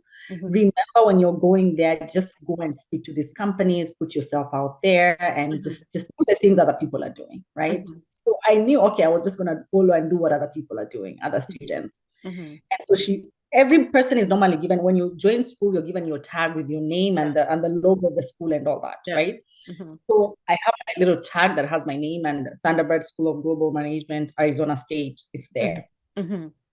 So I wake up in the morning, going to and this conference was being held in like a stadium. I think in Mhm. Philadelphia. I forget what the Yeah. place was. It was a stadium. Mhm. And so it's huge, Mhm. right? So you're getting there and there's over 10,000 people. I get there and I'm like, oh my gosh, there's so many people. Mhm. And so you're sitting outside waiting for the doors to open at 9:30. I got there at 9 a.m. Mhm. So you're getting there, you're being handed your badges, the things that you're allowed so that you get into the conference with Yeah. them, right? Mhm. And as I'm there, I am seeing Harvard, Yale, Princeton, God knows what else. And I'm looking at my name tag, I'm like, hey, oh my God. And I am telling you, I wanted the first time when I interviewed at ExxonMobil, I was nervous. So I felt Mhm. that's on campus. So I Mhm. wanted to run. But Mhm. now this one was a million times amplified. That's the best way I can describe I it. can't even imagine looking at these people with Harvard and Princeton and And I'm like, oh my gosh. And so I go into the bathroom, one of the bathrooms there, and I get into one of those like into the toilet itself, and I yeah. lock myself and I cry. And I cried for 30 minutes. Were you crying? because that's how scared I was. So scared. I Wow. was so scared. And I was like, this girl from Yamira. Now, all of a sudden, the devil is speaking to me. And You're not even from Nairobi. You're from Yamira. Like, Uko. Mashinani, Who nobody knows even where who do that is. you think you are? What do you think you're doing here? Just was so scared. So I cried. I remember somebody knocking, being like, "Are you okay in there?" Because they Wow. could hear me crying. And I stopped crying. I So was would like, you say, are you crying because you have this opportunity, or you are just so intimidated, imposter syndrome, everything kicks in, the devil is whispering, like yeah, it was confusion? the imposter syndrome. This, like, it wasn't about the opportunity. It was about, I cannot be here. I don't know why I'm here. I Mhm. have no idea why I'm here. And I this don't is not, belong here. I don't belong here. Wow, Joanne. And so I cried. And then I remember my sister paid for the ticket. And I remember saying, Wow. yo, if I go and tell her I did not go in, she will skin me alive. She will be Yeah. like, You excuse me, you went my all the way mom, to Philly. you spent my money on, and then you didn't go, she will skin me alive. Mm-hmm. And I remember the career coach as well. She paid for the ticket for this Yeah. thing. So all these people have paid for me. Mm-hmm. So for the, I didn't do it for me. I did it for them. I said, you know Wow. what? I cannot go back in good conscience and just tell them I didn't go in, because it will, I don't even know what will happen. So I'm just gonna go in. I know I won't make it. I even talked myself up. I said, it's okay. I know nobody will even look at me. It's okay. But at least I got in, right? So I can go and hold my head high and say I tried. Yes. That's, so I dry my tears, put on lip gloss, try to make myself presentable, and pick my folder and my bag, and I go in. And so I walk in and I see ExxonMobil, I see all these, Apple, Microsoft, what, name it. There were over 300 companies. They were all there. Wow. All these big companies in America, All there. and they're That's here to all, recruit. and they're there to recruit. Seriously. Like, they're not there to joke. Mm-hmm. So lines have been, people have already lined up. So how it happens is there are all these big booths, like really nice ones, where if it's General Motors, for example, they have their cars. Yeah. Whatever they're selling, they have them They in have their it here. Okay. Mm-hmm. So not only are they recruiting, but they're also advertising themselves. Okay. So it's huge. These Mm-hmm. companies spend like $500,000 prepping just to go for this Wow. conference. Wow. So they're very, very serious when Mm. they're trying to recruit. Yeah. And so I go there and I say, okay, ExxonMobil is what I know. So I stand at the line of ExxonMobil, and Oh, because there's you knew them from college.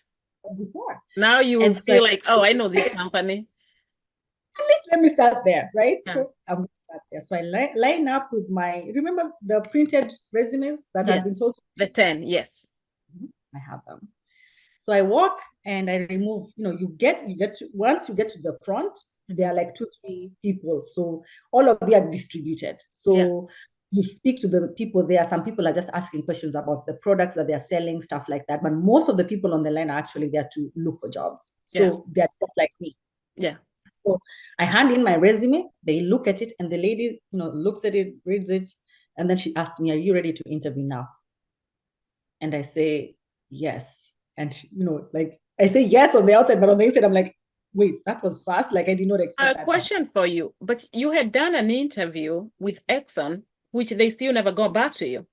Remember, that was a totally different group of people. So now I'm Okay. starting all over again. So Okay, so this is a nobody fresh. knows me. Okay. Exactly. Okay. Nobody knows me here. I have Okay. never seen these people before. So they're seeing me afresh as well. Okay. So I did not expect them to even say yes at all. Okay. So that's why I was like, they'll just say no, right? So Mm-hmm. the lady just looked at it and says, "Are you ready to interview now?" And I say, "Yeah."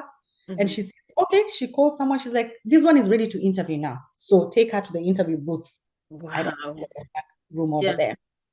And that was the beginning of an amazing story. Girl, every place I went, everyone asked me, "Are you ready to interview now?" Mm-hmm.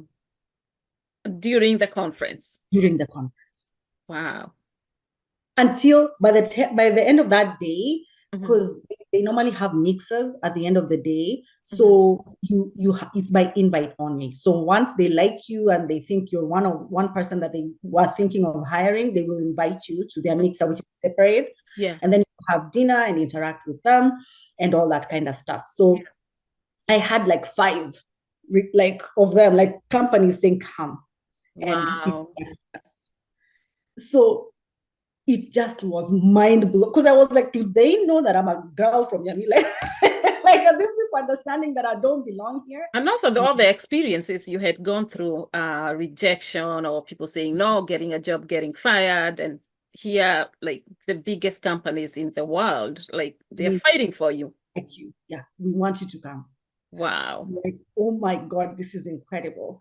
And so, so we finished. So I chose ExxonMobil at the end of it all because I had Microsoft, I had Apple, I had something called some other newspaper, whatever, national paper, another one. Like I had so many. So I was spoiled for choice. So I'm like, where do I go? So I choose, okay. And all of them are being held at the same time. So you have to choose one. I chose ExxonMobil. I said, okay, I'm gonna go there. So I go there.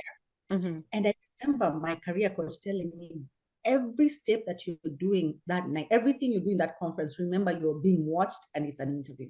Don't ever go in there thinking that it's just us going to interact. To a conference. Yeah. So when I go to the mixer, I get there, and guess who I see? Stacy, the lady that I met way back. The one from from the mixer in campus. She calls me. She says, Joanne, come here. And I go and she says, I want you to go speak to that person, and that person. Those are the people making the decisions tonight. So go speak to them. So I go, I speak. I can speak a lot. So I speak. I didn't even eat a thing. I remember by the time I was done, it was 9 o'clock and they were closing. So I didn't even eat anything. I was like, oh my gosh, I was so hungry. But you did a lot of talking. Exactly. And so we finish and they say, now, we have to give up the room. So you guys have to go and all that kind of stuff. We'll get back to you. Right. So I finish, I go, I'm trying to look for somewhere to eat. After 30 minutes, somebody calls me. They're like, Joanne, already during the day, let me go right back. I'd already been interviewed 5 times with this company. I had a series of interviews with them. Wow. Behavior very intense. And on top of that, remember, other companies were also interviewing me as well. So all day I didn't eat. I was jumping from meeting to meeting, room to room being interviewed that time. Wow. So I'm dead tired. I'm like, oh my gosh, I'm so tired. So at Exxon, I've done my 5 rounds. So I see them calling me again. I'm like, again, like, what now? So I take the phone and they're like, oh, Joanne, so we want you to go online. And I know you'd applied for, I don't know what other position before. We want you to upload your current resume and apply it for this conference because we want to shortlist you online or whatever. They were doing something. So I go, I do that. I send it from my computer. I go to bed. Again, at midnight, I got another call. Hey, tomorrow we want to interview you again. Can you be there by 9 a.m. in the morning outside where they had their interview booths? So I was like, okay, I'll be there. So the next day I have my dress for success, little suit, know. Yeah. Boy. Thank God for dress for success. Thank you, God, So wow. I am there, I'm waiting. And then this guy comes out who interviewed me the day before, one of the last guys. And I still remember him. He was fabulous. He was like such a great guy.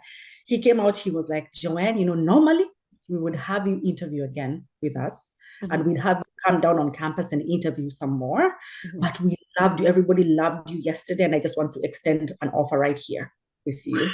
We want you to come and work for us next summer for an internship. And we'll pay for everything. And on top of that, we will make sure that we fly you on campus before that so you can come see the campus and see where you'll spend your summer this year. Oh my goodness.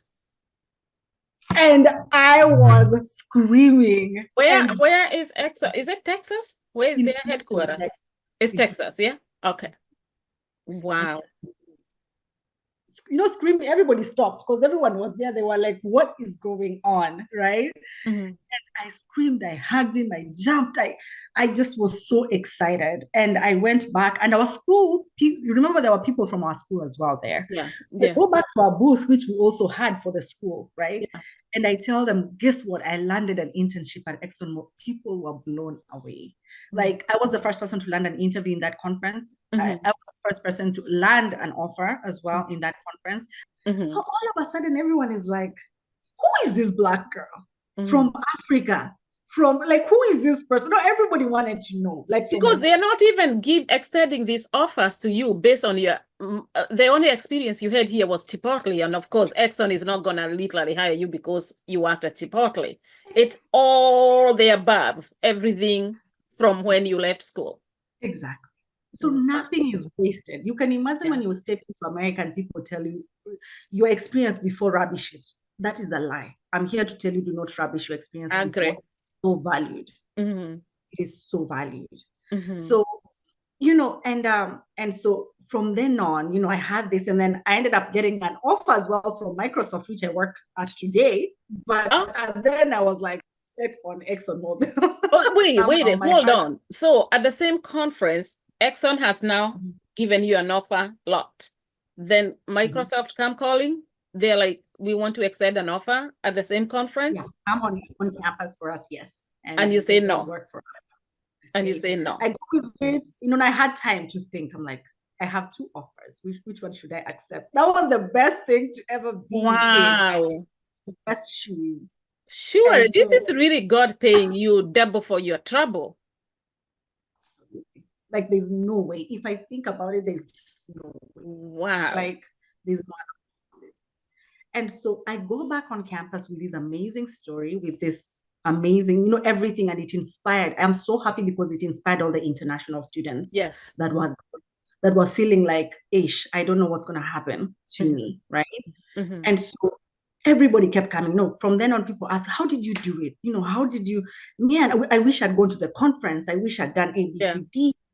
Because for me now, from there, it was smooth sailing. The rest of the 2 years, I didn't have to worry about jobs. I didn't have to worry about that. I was set. Yeah. Now, all I needed to figure out was get your degree. That is it. That's awesome.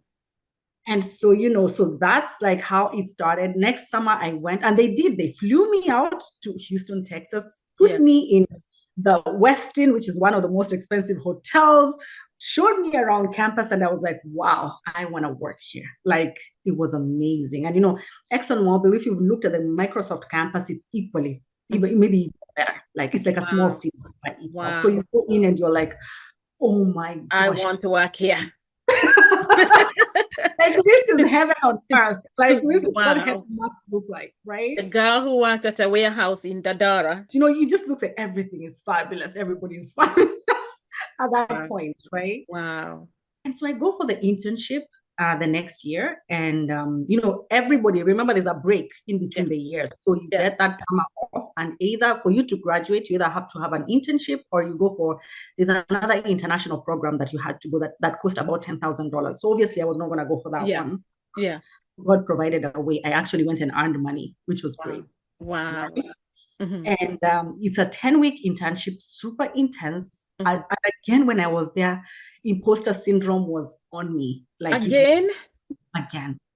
Because you're there. Now it's the real world. Remember, all that was just getting me in. Now you get in, and there are 300 interns equally as good as you, fighting for 50 positions that are open. Okay. How many positions? And 50 out of 300 of you. Whoa. So there's 50, right? Like, you have to be at the top of your game. And all of you are these guys are also from top schools. They're not just going to be picking riffraff, right? Mm-hmm. And none of you is doing the same project as the other person. So you can't help. Nobody can help you. You are on your own. And you're doing real work. It's not like it's not bringing in tea or anything like that. It's really, this is something that we are trying to solve, and our higher, solve it and figure it out in 10 weeks. And I'm like, dude. And again, I could go on, but, God put in a really good boss. My boss came in and he told me, Joanne, if you fail, I fail. You're not going to fail. You're going to pass. That's nice. That's nice. He was like, I've never failed at anything in my life. So you will not be my first failure. Okay. So we're going to do this. And I so thank God for that, because he helped me. He made sure that, in terms of presentations, my work was great, but I was nervous. So he made sure I presented in front of as many people before the main presentation as much as possible. He made sure I networked with all the big wigs. He put me in front of the VP. He put me in front, he literally knew how to make me stand out, right? Wow. And so by the end of it all, guess what? This girl got a full-time offer on the last day. This is how quickly it happens. On the last day of your internship, they call you, they tell you, You got a we job. loved you or we didn't love you. Like, it's that simple. There's no extending anything. They just, Wow. you did a Awesome. great job. We loved you. We would love to extend a full-time offer and we hope that you take it. Go graduate, come back. We hope you work with us. You're earning six figures as Yeah. an intern. So you're thinking as a full-time man, like, how is it going to look like, right? Of course, the answer is going to be yes. Of course, I negotiated. Now that I had a coach, she told me, no, you're not taking that offer. You're going to negotiate. Oh, she told you that? Yes. And I was like, it's so, she's like, no, we're going to negotiate. And we did. And I got more. So all the things that I teach today in my career and confidence coach is things I've lived through. It's what you have lived, yes. Things I've done and things I've done to spiral now from. So I went back full-time, worked for them for 3 years in oil and gas, went across the world. I used to pray. I remember back when things were really bad. And I used to say, God, I really want to travel, right? I really want to do this. I really want to do that. Yeah. My first role at ExxonMobil for 2 years was all about going all over. Traveling? Really? So because we were doing something called the finance transformation program. So this project was all about, we had like 7 different ERPs that we used to do for finance at ExxonMobil. Because so are you saying what you did in campus, your degree, was not even in line with what you did for Exxon? So it's funny. When I got there, I realized the reason why they liked me was because of my computer science background. Yeah. Because I knew the systems. So they were trying to change their finance system. And they needed somebody who knew computer science, was a system person, was a techie. Yeah. But now in campus, because after getting the internship, I went back and I majored in finance as well. Okay. All right. Since they're hiring for finance, I might as well major in finance. Oh, so you went back to school and changed? Exactly, and changed it. So I did international business and finance. So by the time I was landing there, I had an idea of what now finance was, right? Okay, got you. They wanted somebody who would be able to now speak both languages. Okay. It was the right mix. I could speak both. Most people were speaking either finance only, or computer science only. So got you. It worked out perfectly. And so my first role was in that big project. It was like a $4 billion project. Whoa, and what? Man, it was crazy. Like every 2 weeks, I was in Brazil. I was all over. Please tell me the imposter syndrome is no longer hovering. It dropped off now. Okay. As much as even today, sometimes I feel it. You're put in so much of these front places, like go do this, and I've presented so many times that it's kicked out of you. At some point, it just goes, because you don't have a choice. You can crumble or just go ahead and present in front of these people, in front of VPs, in front of all these crazy people. Right. And remember, oil and gas is mostly men. So I remember in the internship, my first meeting, I was the only Black woman. I was the only girl. I was the only intern. It was 6 men sitting there, white, in their 60s. And they all were wondering, who is this? And I was also wondering, who are these people? That is really God paying you for your troubles. So I can tell you crazy stories about how I used to feel on the inside, but on the outside, people always say, "But you look so confident." I'm like, it's boiling, like it's always going around, right? Yeah. So God had really trained me. So that's when I look on those in the past and I tell you, had I come at 21, it would not have been the same thing, because I just was not ready for. If God had thrust me into this, then I would have given up. I would have run away and I would never have done it. So he had to let me boil a little so that by the time I came, I was desperate enough to get over the fear and actually go ahead and do it. Yes.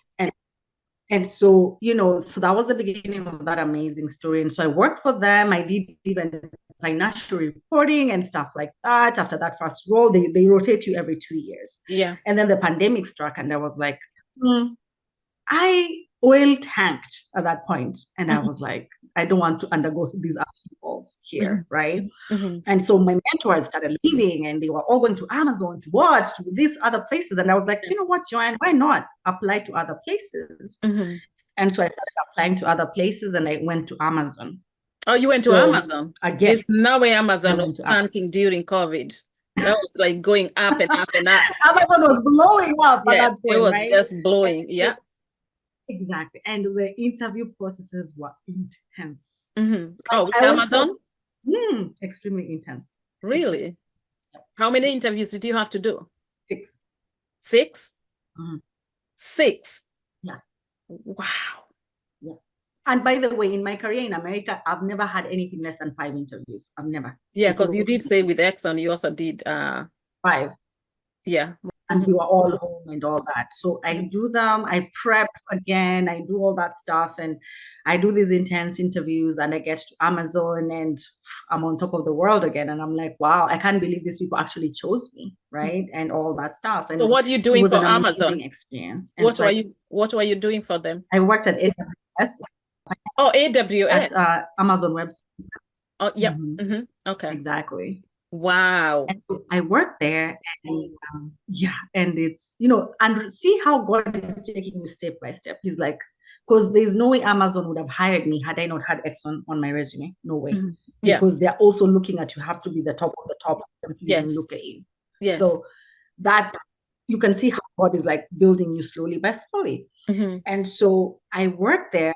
I go there as a finance analyst. I did not like it. I actually changed jobs at Amazon. I worked in my finance analyst job for 2 months. And I was like, I don't like it. And I internally, and I got another job as a program manager and pivoted and went And you there. left. And so after that, as I'm working there, because remember, Microsoft was, we'd left each other a long time ago.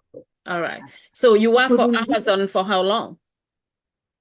I worked for a year. So as I'm there for a year, guess who comes calling? I'd been applying randomly at Microsoft again. I'd been seeing senior program manager jobs and stuff like that.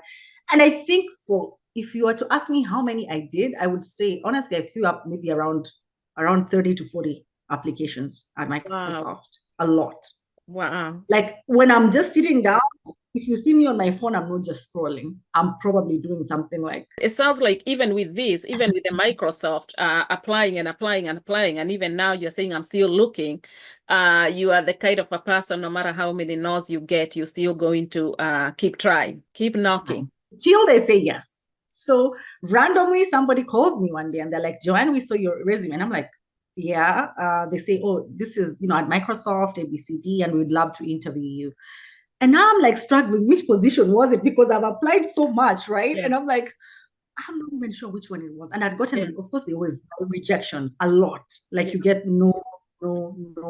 So I had no idea what position it was. So I had to be like, hey, send me the job description again, because I've applied for a number of roles. Yeah. So the lady, the HR person was like, okay. So they sent me that, and they set me up from the next day. Like it wasn't like I was given time out. They were like, tomorrow, this hiring manager needs a person like straight away. So they are requesting that they start the interview process super quickly.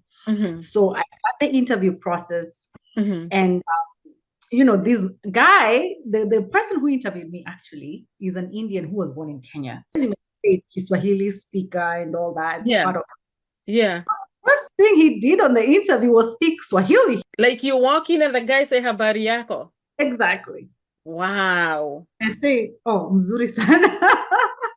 And he's like, I was born in Kenya and and then we moved with my parents in Canada, and I still have relatives in Kenya and all that kind of stuff. And so we kind of talk about that for a little while. And he's like, oh, I lived in Eldoret. I lived here. Wow. And then we kind of do normal stuff. So we talk, and then we dive into some of the questions, and then we're done. And he says, oh, I really liked you. I wanted to speak to other people, right? Because he was the hiring manager. He was the one who was hiring for his team. Okay. And so I do these interviews. Guess how many interviews I did? Guess. 6. I did 9. What? I did 9. 9 more interviews? I'm like, what kind of position is this? Because I'm not applying for the CEO position. Yeah. I'm just applying for a senior manager position. What is this thing, right? But now later, I got the job, and I started immediately. I told them, hey, I can't just leave. I have to give notice here, blah, blah, blah, blah. And they said, we need you to either choose to go to Seattle or Austin. I was living in Houston then. And so I chose Austin because I've been in Seattle. Yeah. So that's another whole state. How far is Austin from Houston? It's 3 hours. So Oh, it's not 3 hours. too far. Drive or flying? Exactly. Drive.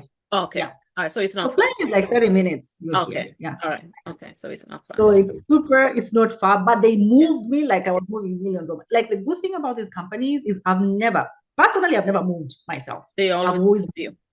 That's exactly. good. They come to pick you up, they do everything for you, and they Yeah. set you up, everything like Mhm. 150%. So Mhm. I recommend for you guys to, if you're watching this, don't let that dream go, because the Yeah. perks and the benefits of working in these companies is they're incredible. Mhm. And yes, you're gonna work your ass off. There's nothing for free, obviously. Yeah. At the same time, the way the benefits outweigh anything Mhm. else that you're gonna Mhm. so anyway, so fast forward, Mhm. so I have these interviews and I'm about to give up. My sister actually told me, what, you have a job, why are you doing all these interviews? Let them Yeah. go, like, tell them you're not going to do another interview. So I'm about to tell them go, like, I don't want to do anything. The hiring manager comes back and he's like, I am so sorry, the reason why you're doing this is because before I interviewed you, I already had someone for the position. In fact, it's an internal hire, like Mhm. an internal So candidate somebody from from within. Microsoft, from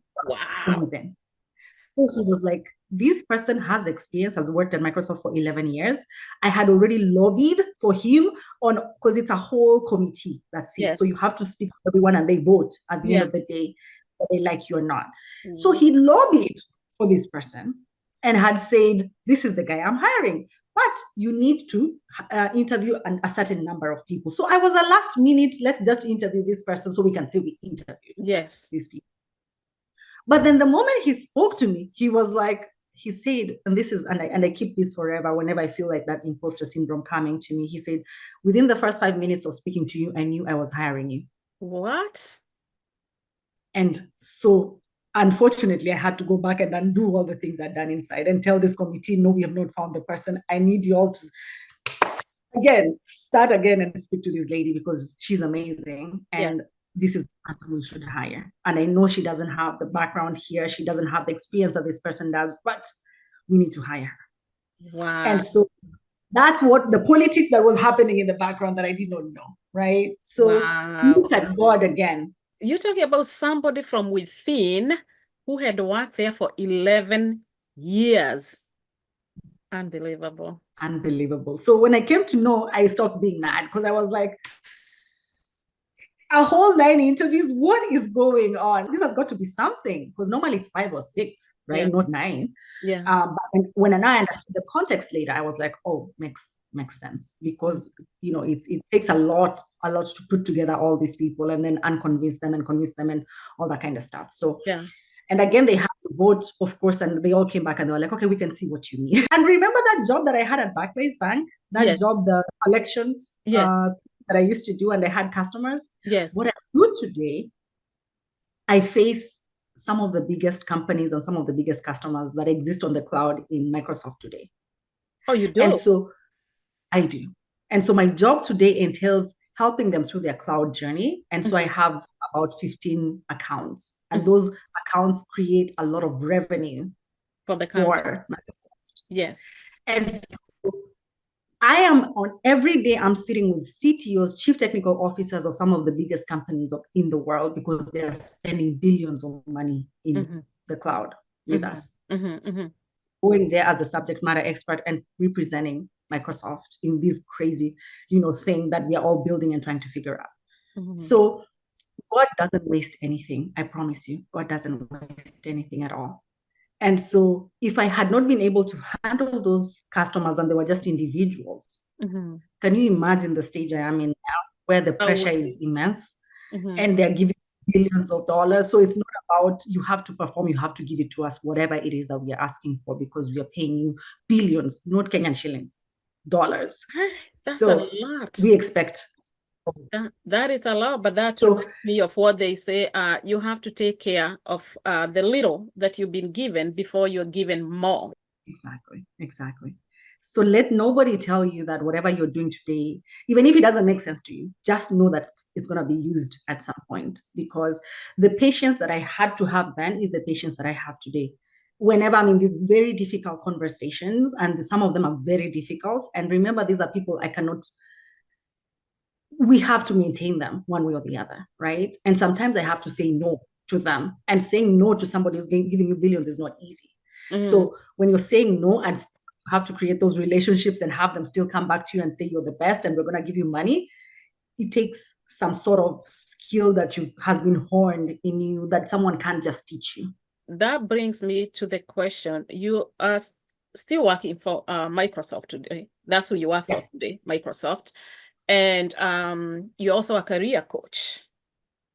Exactly. So now the segue into the career coaching, right? So 2 years ago, as I'm starting off my journey at Microsoft and I'm excited and I'm everything and all that is happening, God comes calling and he says, Joanne, remember when you landed in America? Yes. Okay. Now you said what? You said you would help my people. It's time. I made a promise. I made a promise. And so he's held up his end. So it's my turn. And this overwhelming, the only way I can describe it is I had this overwhelming feeling in me that just would go away, that I needed to start a business somehow.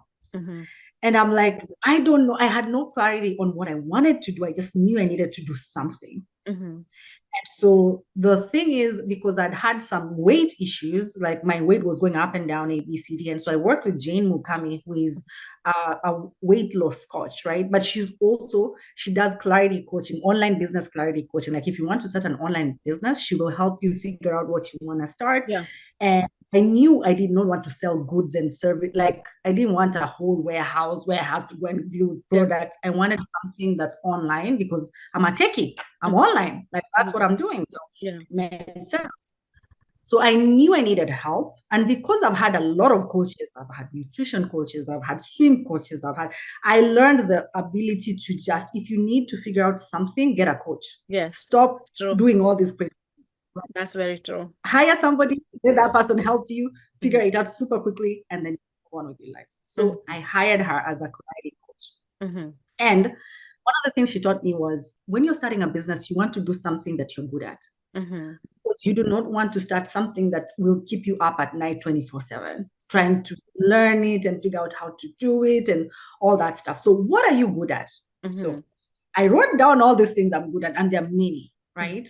But one thing I remember that stood out to me was because remember that time when I was put on the school like magazine and everything, and everybody was like, how did you do it? How did you learn the job? How did you do it? I started just giving people advice. Do this, do that, doing their resumes. So you were already coaching people. I was already just not getting paid for it. Exactly. So I'd been doing it for years for my sister. My own sister came to me and was like, how did you help me with my whole career thing? And stuff like that. And so she's like, that's the thing you need to now figure out how to actually make it bigger and monetize it, because you've been doing it already. Now you need to figure out how to make money from it. Right. And so that's how this was born. So Joanne Marime coaching started from that whole, I need to get clear about what it is that I want to do. And so I did this coaching class, and then she taught us everything about, just how to run a business, how to run an online business, how to appear, how to do all that. And so I, again, imposter syndrome as usual, but coaches push you out of that whole little nest. And she said, oh, you don't need to be perfect.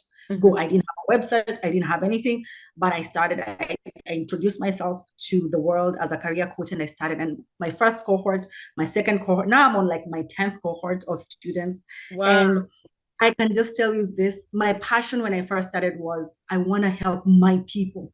The people that I know are seated in Kenya, and they're in a position just as I was years ago. They're wondering, where am I getting it wrong? Is it Ruto? Is it the economy?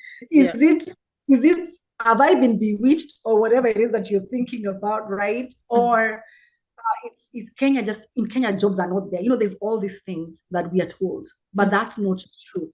What is missing is you do not know how to go about actually having a strategy for you to land these amazing jobs, because nobody taught it to us. Nobody taught it to me. At least when I was in Kenya, nobody ever taught it to me. And so that is the gap that I'm wanting to fill. I am so passionate about helping ambitious professionals just like me, who are out there. It doesn't have to be African. It could be anywhere, right? And I want you to land your dream job to make more money and lead a fulfilling life. And the only way you can do that is if you know how it works. because there's this secret that other people seem to have figured out that you haven't figured out, right? And it's super simple. It's your education is already enough. In fact, Kenyans are the most educated people that I know. Mm-hmm. But Kenyans are educated. But one thing that is missing, and in most African countries for sure, and I've come to realize it's not just in Africa, it's in Asia, it's everywhere. Because my students are global. Yeah. My coaching is global online. I was actually going to ask you that. Your coaching program is virtual, it's online. So that means you can take students from anywhere in the world. Doesn't matter where they are. It doesn't matter where they are. Good. And most of my students have been from Somalia, they've been from Kenya, they've been from the UK, they've been from India, they've been here in America. Mm-hmm. Wherever you're, Singapore, I've had people from Singapore because Wow. they see online and Yes. they connect with my story, right? Mm-hmm. Mm-hmm. Recognize, oh my gosh, okay, I need some help. I've had colleagues I've worked with. In fact, my cohort right now has colleagues that I've worked with at Microsoft that Who are are in your class? who are in my class because again Wow. had some downsizing. Remember, tech is going through an upheaval right Yeah. about now. Mm-hmm. So some of them were downsized through that. So Mm-hmm. they're like, Joanne, help us. You know? We see you talking about this all the time. Mm-hmm. How can you help us? So I'm helping anyone and everybody as long as you're a professional and you know there's a gap and you know you really want to land that dream job. Mm-hmm.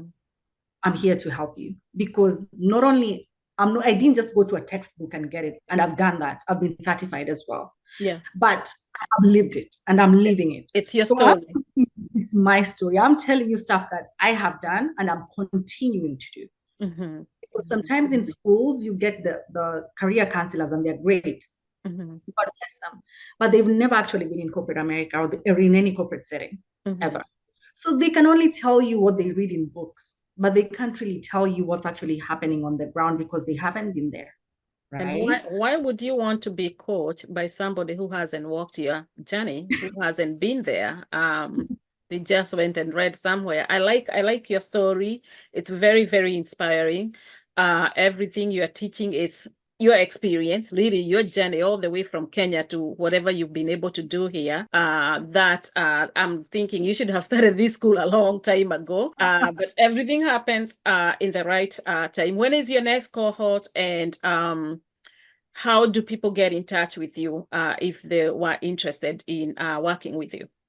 All right. So my next cohort is going to start in May. That's when I'm taking in, it's an 8-week program. It's called an 8-week Dream Job Finder coaching program that I run every 2 months because it's 8 weeks, right? Mm-hmm. I do also offer one-on-one coaching, but I can only take a maximum of 2 students because one-on-one is very much involving. And it's also When you say 2 students, it's 2 students for the whole 8 for the weeks? whole 8 weeks, Okay. exactly. I can only Okay. do a maximum of 2 because it takes a lot Okay. to do one-on-one, And right? that's just for the one-on-one. We want to make That's sure just we for are the clear. one-on-one.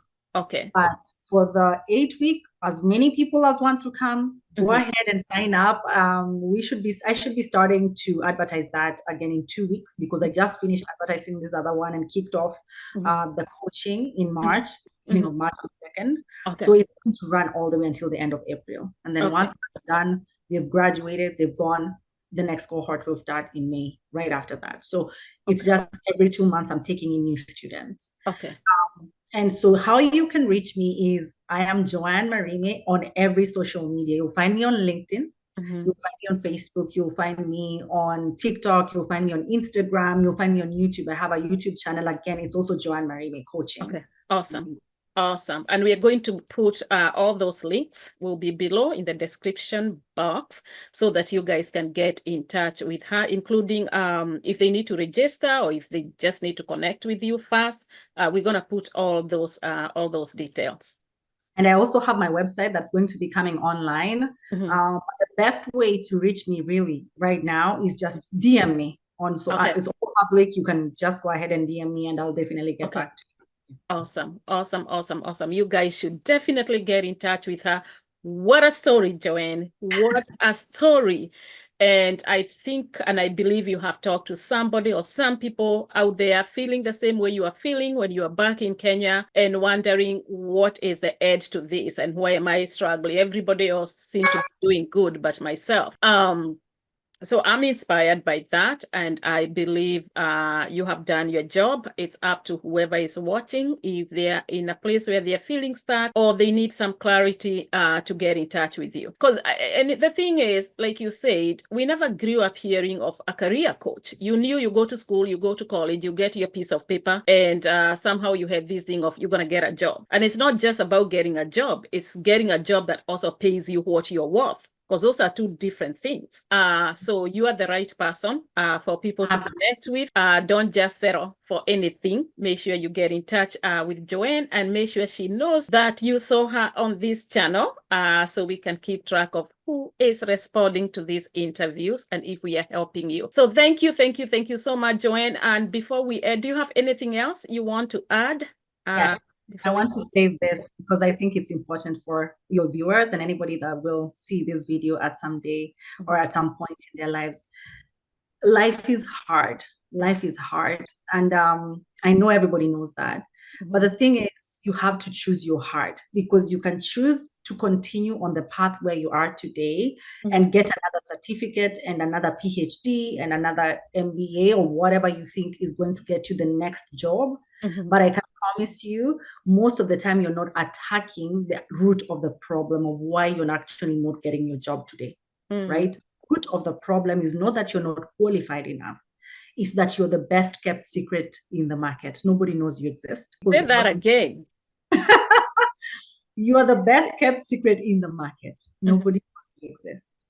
And so in my coaching program, I make sure that everybody knows that you exist, and you learn how to present and brand yourself and actually be revealed to the world, because the people who are hiring will hire the people that exist, right? They're not going to hire you because you're the best.